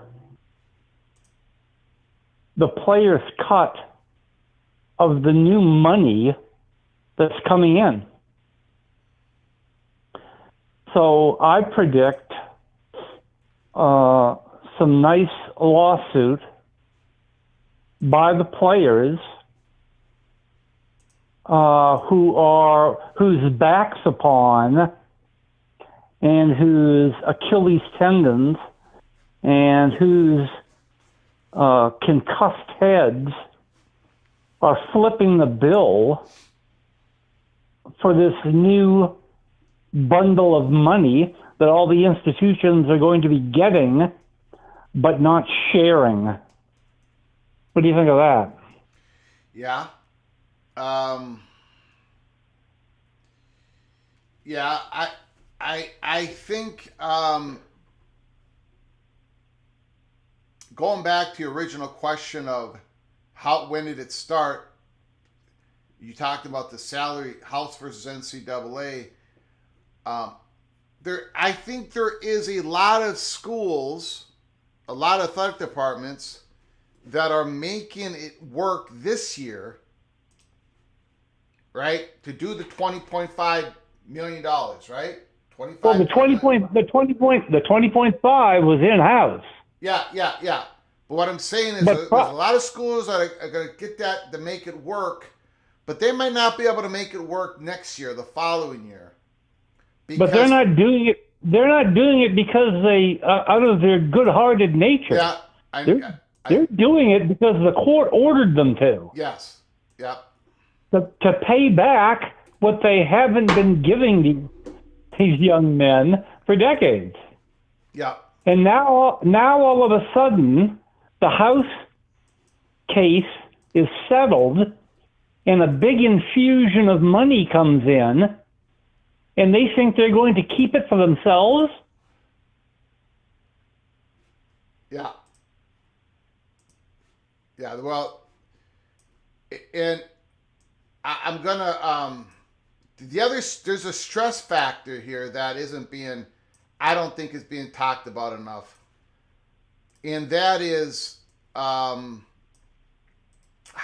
the House versus NCAA, House versus NCAA, the result of that, agreed upon by the parties, was this salary cap, whatever you want to call it, payments from the schools, the athletic departments directly to the student athletes. And right now it's settled at $20.5 million. Okay? But that number is going to be constantly adjusted. And what adjusts that number, what would change that number is it's the median of all the power conference athletic departments' revenues created in certain different lanes. So what I'm saying is it's the average of all the Power Four conference athletic departments. It's like that number is going to move up, okay? Because athletic departments are going to make more money. But that number, as it moves up, it's going to be easier for the more wealthier departments to keep paying that to their students, and it's going to be harder for the lower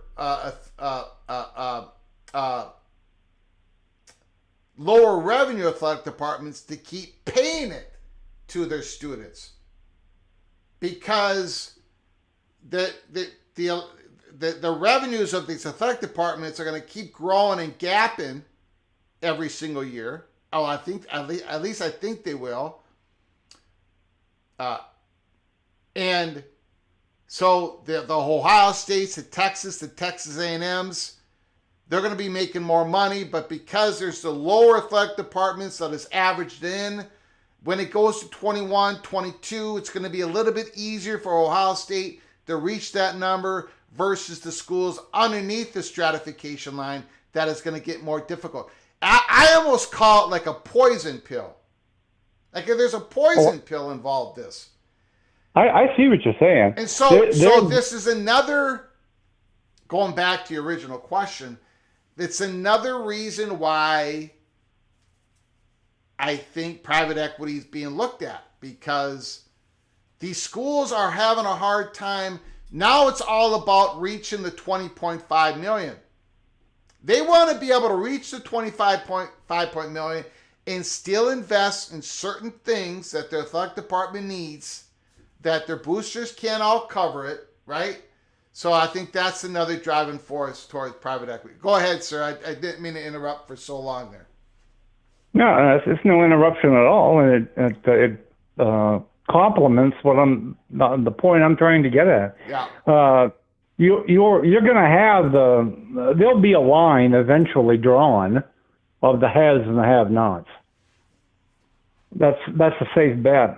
But I'm thinking solely from the student athlete's perspective, trying to, as a group of student athletes, trying to tap into newfound resources that are not being shared with the athletes. Mm-hmm. And a good example is even with regard to the current settlement, there aren't any active duty players, current players, that were part of this settlement, the House settlement. This is for people times gone by. Yes. Yeah. I'm telling you that if I'm a player, if I'm a player's representative, if you will, what are you talking about? A $20.5 million cap? I'm getting screwed on that. $20.5 million when you're Ohio State, when you're Notre Dame, when you're making that type of money off of me. Yeah. Yeah. I'm using an NFL model. There is no way the players would tolerate the owners keeping all that extra money. Yeah. Well, the college players aren't going to either. Yep. I can see if you're Kansas State and you're topped out at 20.5, or if you're Purdue. But if you're Ohio State and Alabama and Notre Dame, what are you talking about 20.5? I mean 50.5. That's why when collective bargaining comes into play here, it's probably going to be at the conference level, right? Well, that gets messy too. I mean, yeah, it will, but it, I mean, at some point, like the NFL, you have collective bargaining, right? And there are franchises that make way more than other franchises. Not the media rights. The media rights are all the same. But for local sponsorship, local radio, local whatever, we know the Dallas Cowboys make more money than the Atlanta Falcons. But their players are under the same salary cap, the same collective bargaining agreement. So I think and this is just my guess, when collective bargaining does come into play, I think you're going to have a Big Ten collective bargaining agreement, an SEC collective bargaining agreement, a Big 12 collective bargaining agreement. I don't think they're all going to be under the same roof. I don't think so. I don't think it's going to be like the NCAA versus the House. I could be wrong, but that's my guess. And then it calls the question: how much longer can this go before that collective bargaining agreement gets in? I mean, they can't. You just can't keep keeping the money. Yeah. Because with private equity, we're talking about,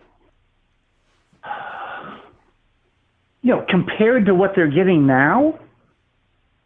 I mean, use an example of any school, just to give it a ballpark.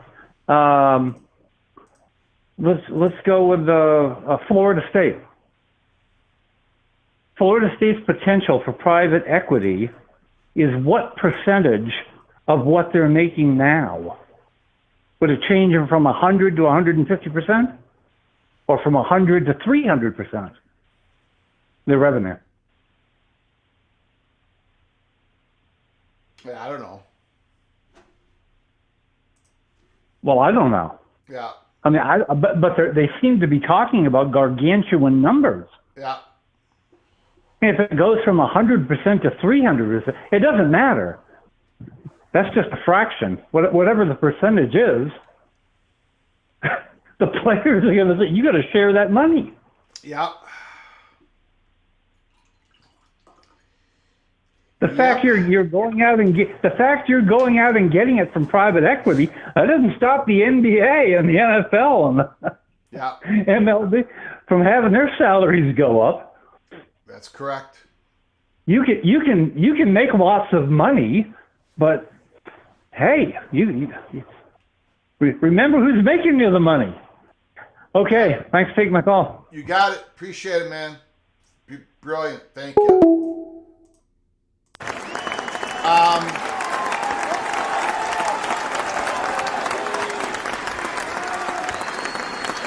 We're going to change subjects real quick. And we'll get back to, we'll open up the phone calls in a little bit. I just want to get into Dennis Dodd talking college football playoffs. And then we'll open up the phone lines again if you want to call in, talk about whatever you want to talk about in college football. But the college football playoff games, first round picks, Ohio State must dominate. Notre Dame out to flip the narrative. You want to talk about storylines? Well, the impending debut of the 12-team college football playoff this weekend has opened up a whole new set of postseason storylines as we enter a new era in the sport. For all you climatologists, we have the weather conditions. For all you shoppers, we have playoff football during Christmas week. Some of you shoppers might even have a tough decision to make. Jewelry for your wife or paying for a seat in the top row at Notre Dame Stadium. We may be witnessing Quinn Ewers' last game. Oh boy. There's more articles about Quinn Ewers. There's who's that NFL draft expert? What's his name with the big hair? Let me know in the chat room. Who is that NFL guy? He's saying that Quinn Ewers should stay in college football next year.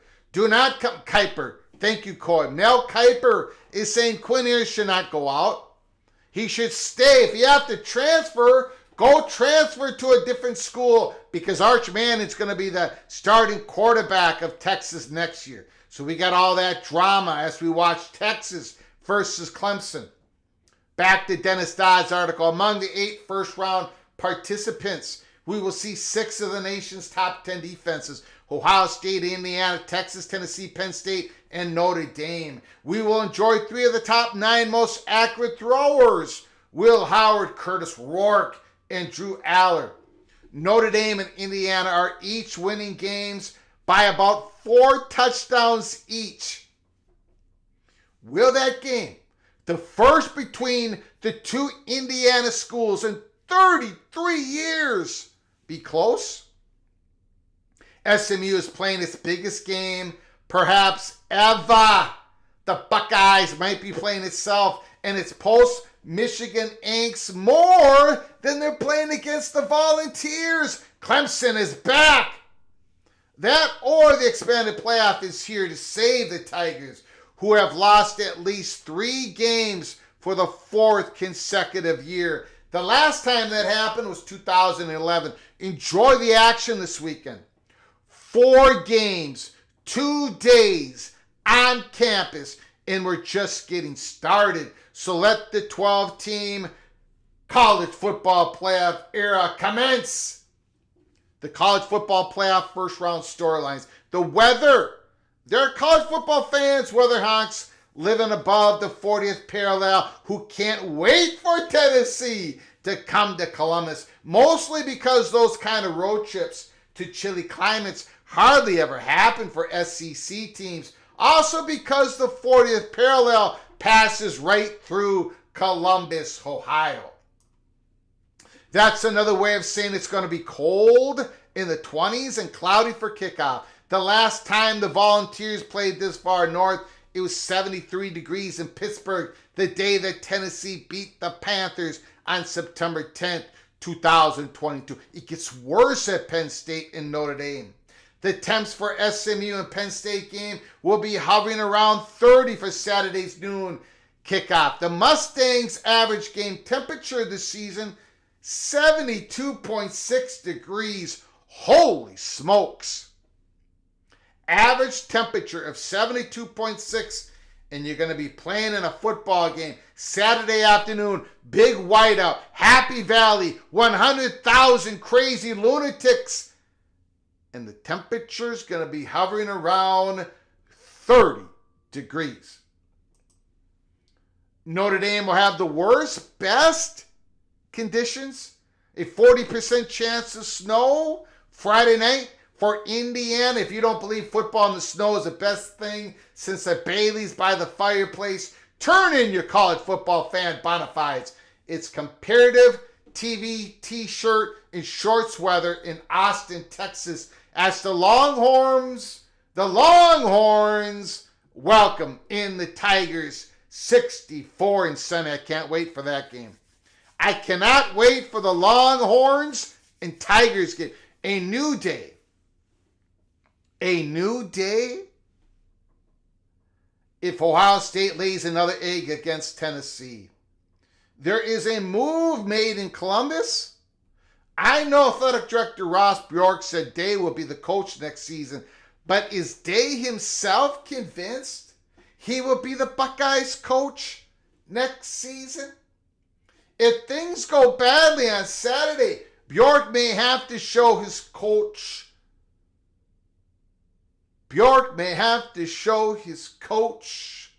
the door. How much more abuse can Day, 66-10 in his career, take?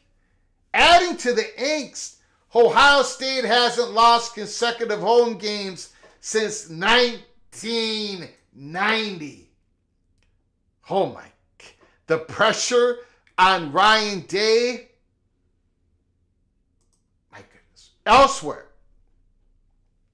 Dennis Dodd, CBS Sports. There's a fascination factor with Indiana's Kirk Cignetti, who will be coaching his 167th career game Friday night at 3 different levels. His first college football playoff game will undoubtedly be his biggest stage yet. Coach Sig. If Texas is upset by Clemson, Steve Sarkisian will be 0-2 in the playoff. That will tie him for the second worst record of all time among college football playoff coaches, with Notre Dame's Brian Kelly and Lincoln Riley was 0-3 with Oklahoma. If Penn State or Texas wins, they would face a team ranked lower in the college football playoff rankings, number 12 Arizona State, number 9 Boise State, than the teams they lost to in their conference championship games, number 1 Oregon and number 2 Georgia. Notre Dame has lost 10 straight bowl games. Designated as the current New Year's Six. The rose, the cotton, the fiesta, the orange, the peach, and the sugar. That's the longest such streak in history. Notre Dame has lost 10 straight bowl, designated as the current New Year's Six. The Irish have also won 6 straight against the AP top 25 ranked teams, the longest active streak. Indiana's one and only win over a top 5 team was against Purdue in 1967.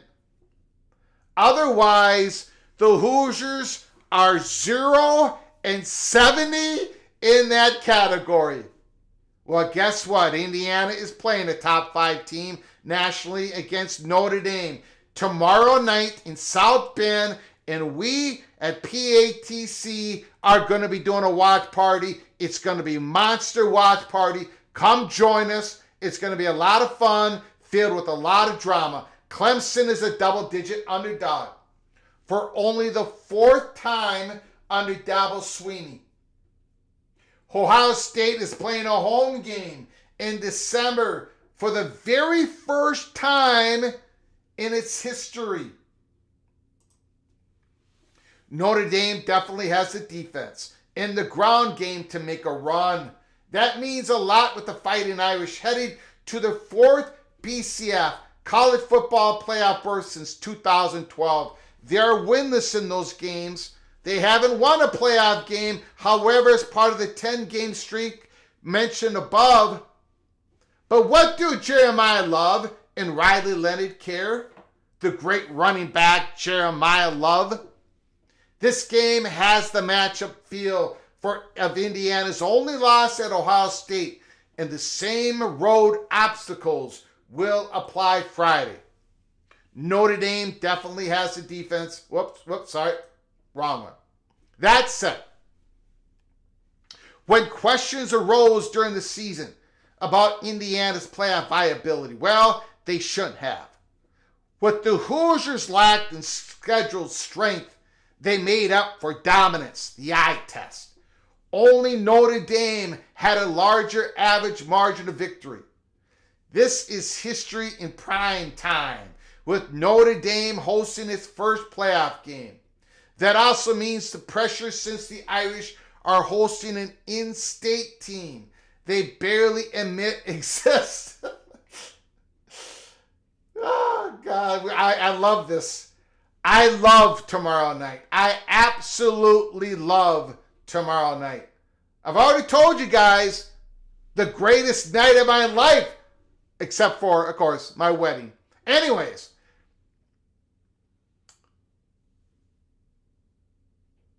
that also means pressure since the Irish are hosting an in-state team they barely admit exists.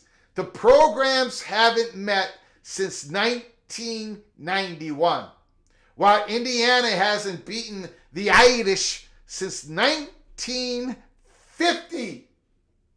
Dennis Dodd, CBS Sports, his prediction, Notre Dame 34, Indiana 17. SMU at Penn State. Adjust your thermal warmers accordingly, Mustangs. This is arguably SMU's biggest game since 1983 loss to number 2 Texas, where had the Mustangs won, they would have advanced to the Cotton Bowl with a shot at the national championship. This is only the first step of a possible 4 wins to a national championship. SMU continues the best year-to-year ascension from a group of 5 to a power 4 in history. Penn State is at the top of its game, at least offensively, after running up 515 yards against Oregon. Quarterback Drew Aller settled in after announcing this week he's returning for the 2025 season. Watch CBS Sports All-American Abdul Carter terrorize the SMU quarterback Kevin Jennings. The Mustangs offense must have a long day because 106,000 lunatics, Nittany Lions lunatics, people jammed into Beaver Stadium for a playoff game will not be ignored. Dennis Dodd, CBS Sports. Prediction, Penn State 33, SMU 19. Clemson at Texas. As a college football fan, I want to see Arch Manning enter the game and save the day. If you've seen Manning, he has more upside than the NFL-bound Quinn Ewers. In fact, Texas' best chance in the playoff might ultimately be Manning having to insert at some point, oh my God, the drama if that happens. My colleague Tom Fernelli agrees, but in a different way. I just don't think Ewers has enough of the it to guide the Longhorns through 4 playoff games. It takes a quarterback village to get it done. The Tigers, meanwhile, just won the ACC despite critics slamming Dabo Swinney's philosophy on utilizing the transfer portal. So how hard can a trip to Austin, Texas be? All the pressure is on the Longhorns. Who will be playing for style points in front of a discerning fan base? And someone tell me exactly who exactly has Texas beaten? Michigan was a 7-5, Oklahoma 6-6, maybe Texas A&M. Still, Dennis Dodd, CBS Sports pick Texas 26, Clemson 17. And then finally, the Saturday night prime time event. Tennessee at Ohio State. What's the over-under on boos raining down from Ohio State in the second series? That is, if the Buckeyes continue to bog down offensively. Let's not forget, that's the way things ended against Michigan. So this isn't just a playoff game. It's a referendum of the entire program. That's why Ohio State can't win by enough, if you know what I mean. Try to be held to that standard where it's just not enough to triumph. You must dominate the competition.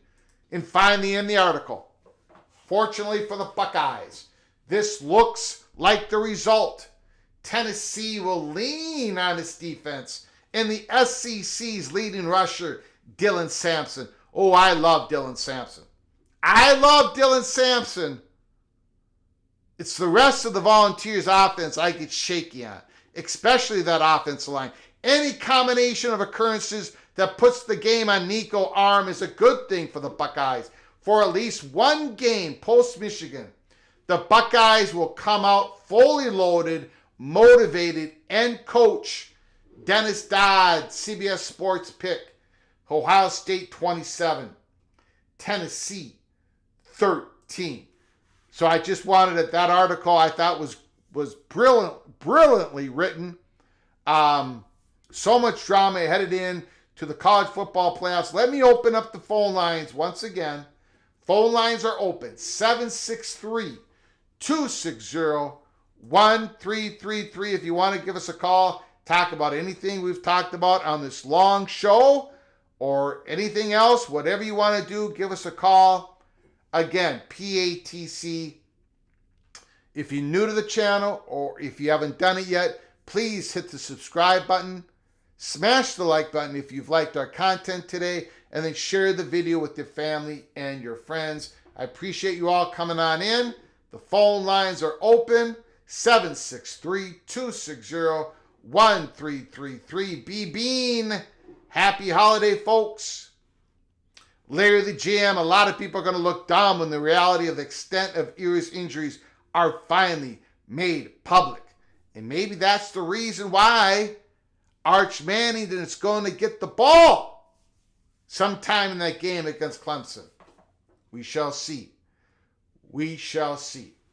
For the very first time since 1991, a Notre Dame home game will be televised by another network not named NBC. Absolutely correct.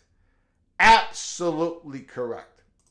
Okay, I guess we'll shut it down. I think people are exhausted listening to my voice. It's been a big, long show. I do want to thank everybody who've joined us for this epic live show. Again, the Holy Smokes Theater. If you've missed it, if you've come on late, go watch it from the very start. We start with the big story. Valuations have entered the Holy Smokes Theater. There is a reason why we opened up the theater a month ago. The invasion of private equity. CNBC comes out with a big article today. Go check it out. Go to the start of our show. There's a lot of information. A lot of information that we went through. So please go back to the start of the show and give it a listen when you get an opportunity. I want to thank Ricky Tungate for his huge super chat, his incredible donation, his support throughout the months. Mr. Hoosier, Ricky Tungate, thank you so much. Ryan Willie,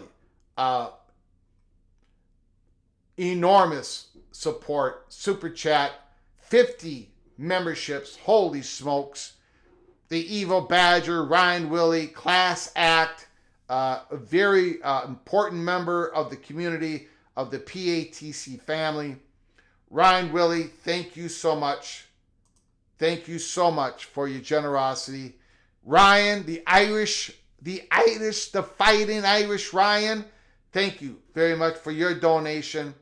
Thanks for coming on in. Appreciate it. Stephen McNeely, becoming a member for the 13-month. Thank you so very much. Helmer Hennison, Mr. Wolverine, and all his donations. Thank you so kind, sir. Appreciate your continued generosity and support of this channel. It's very much appreciated. Mo Envision, thanks again. Once again, for your clever statements, your comments, and your donation. Thank you, sir. Appreciate it. Mr. Buckeye. Mo Envision is getting all ready. He wants to see his Buckeyes dominate Tennessee. We are going to head out. I appreciate it, Rod Nix, Stephen Clark, and everybody else. I will say this. Keep your head on a swivel. Chances are, the next time you see myself in the show Open Up Live, it's going to be Friday night. Probably about 7:30 Eastern time.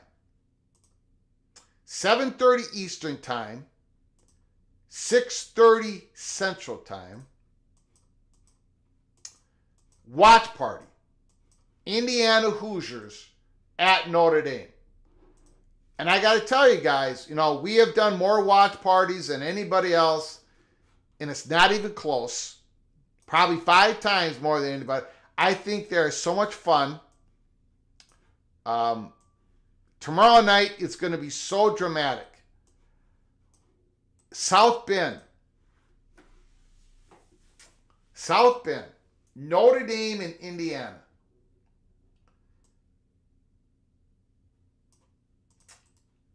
I think it's a night we're going to remember. I think it's going to be a night we're going to remember. And I think it's going to be so important. Like, if it's a great atmosphere, if it's a great game, I think it's really important. Not just for Indiana, Notre Dame, for all of college football. And the future of what the college football playoffs are going to look like. Just my opinion.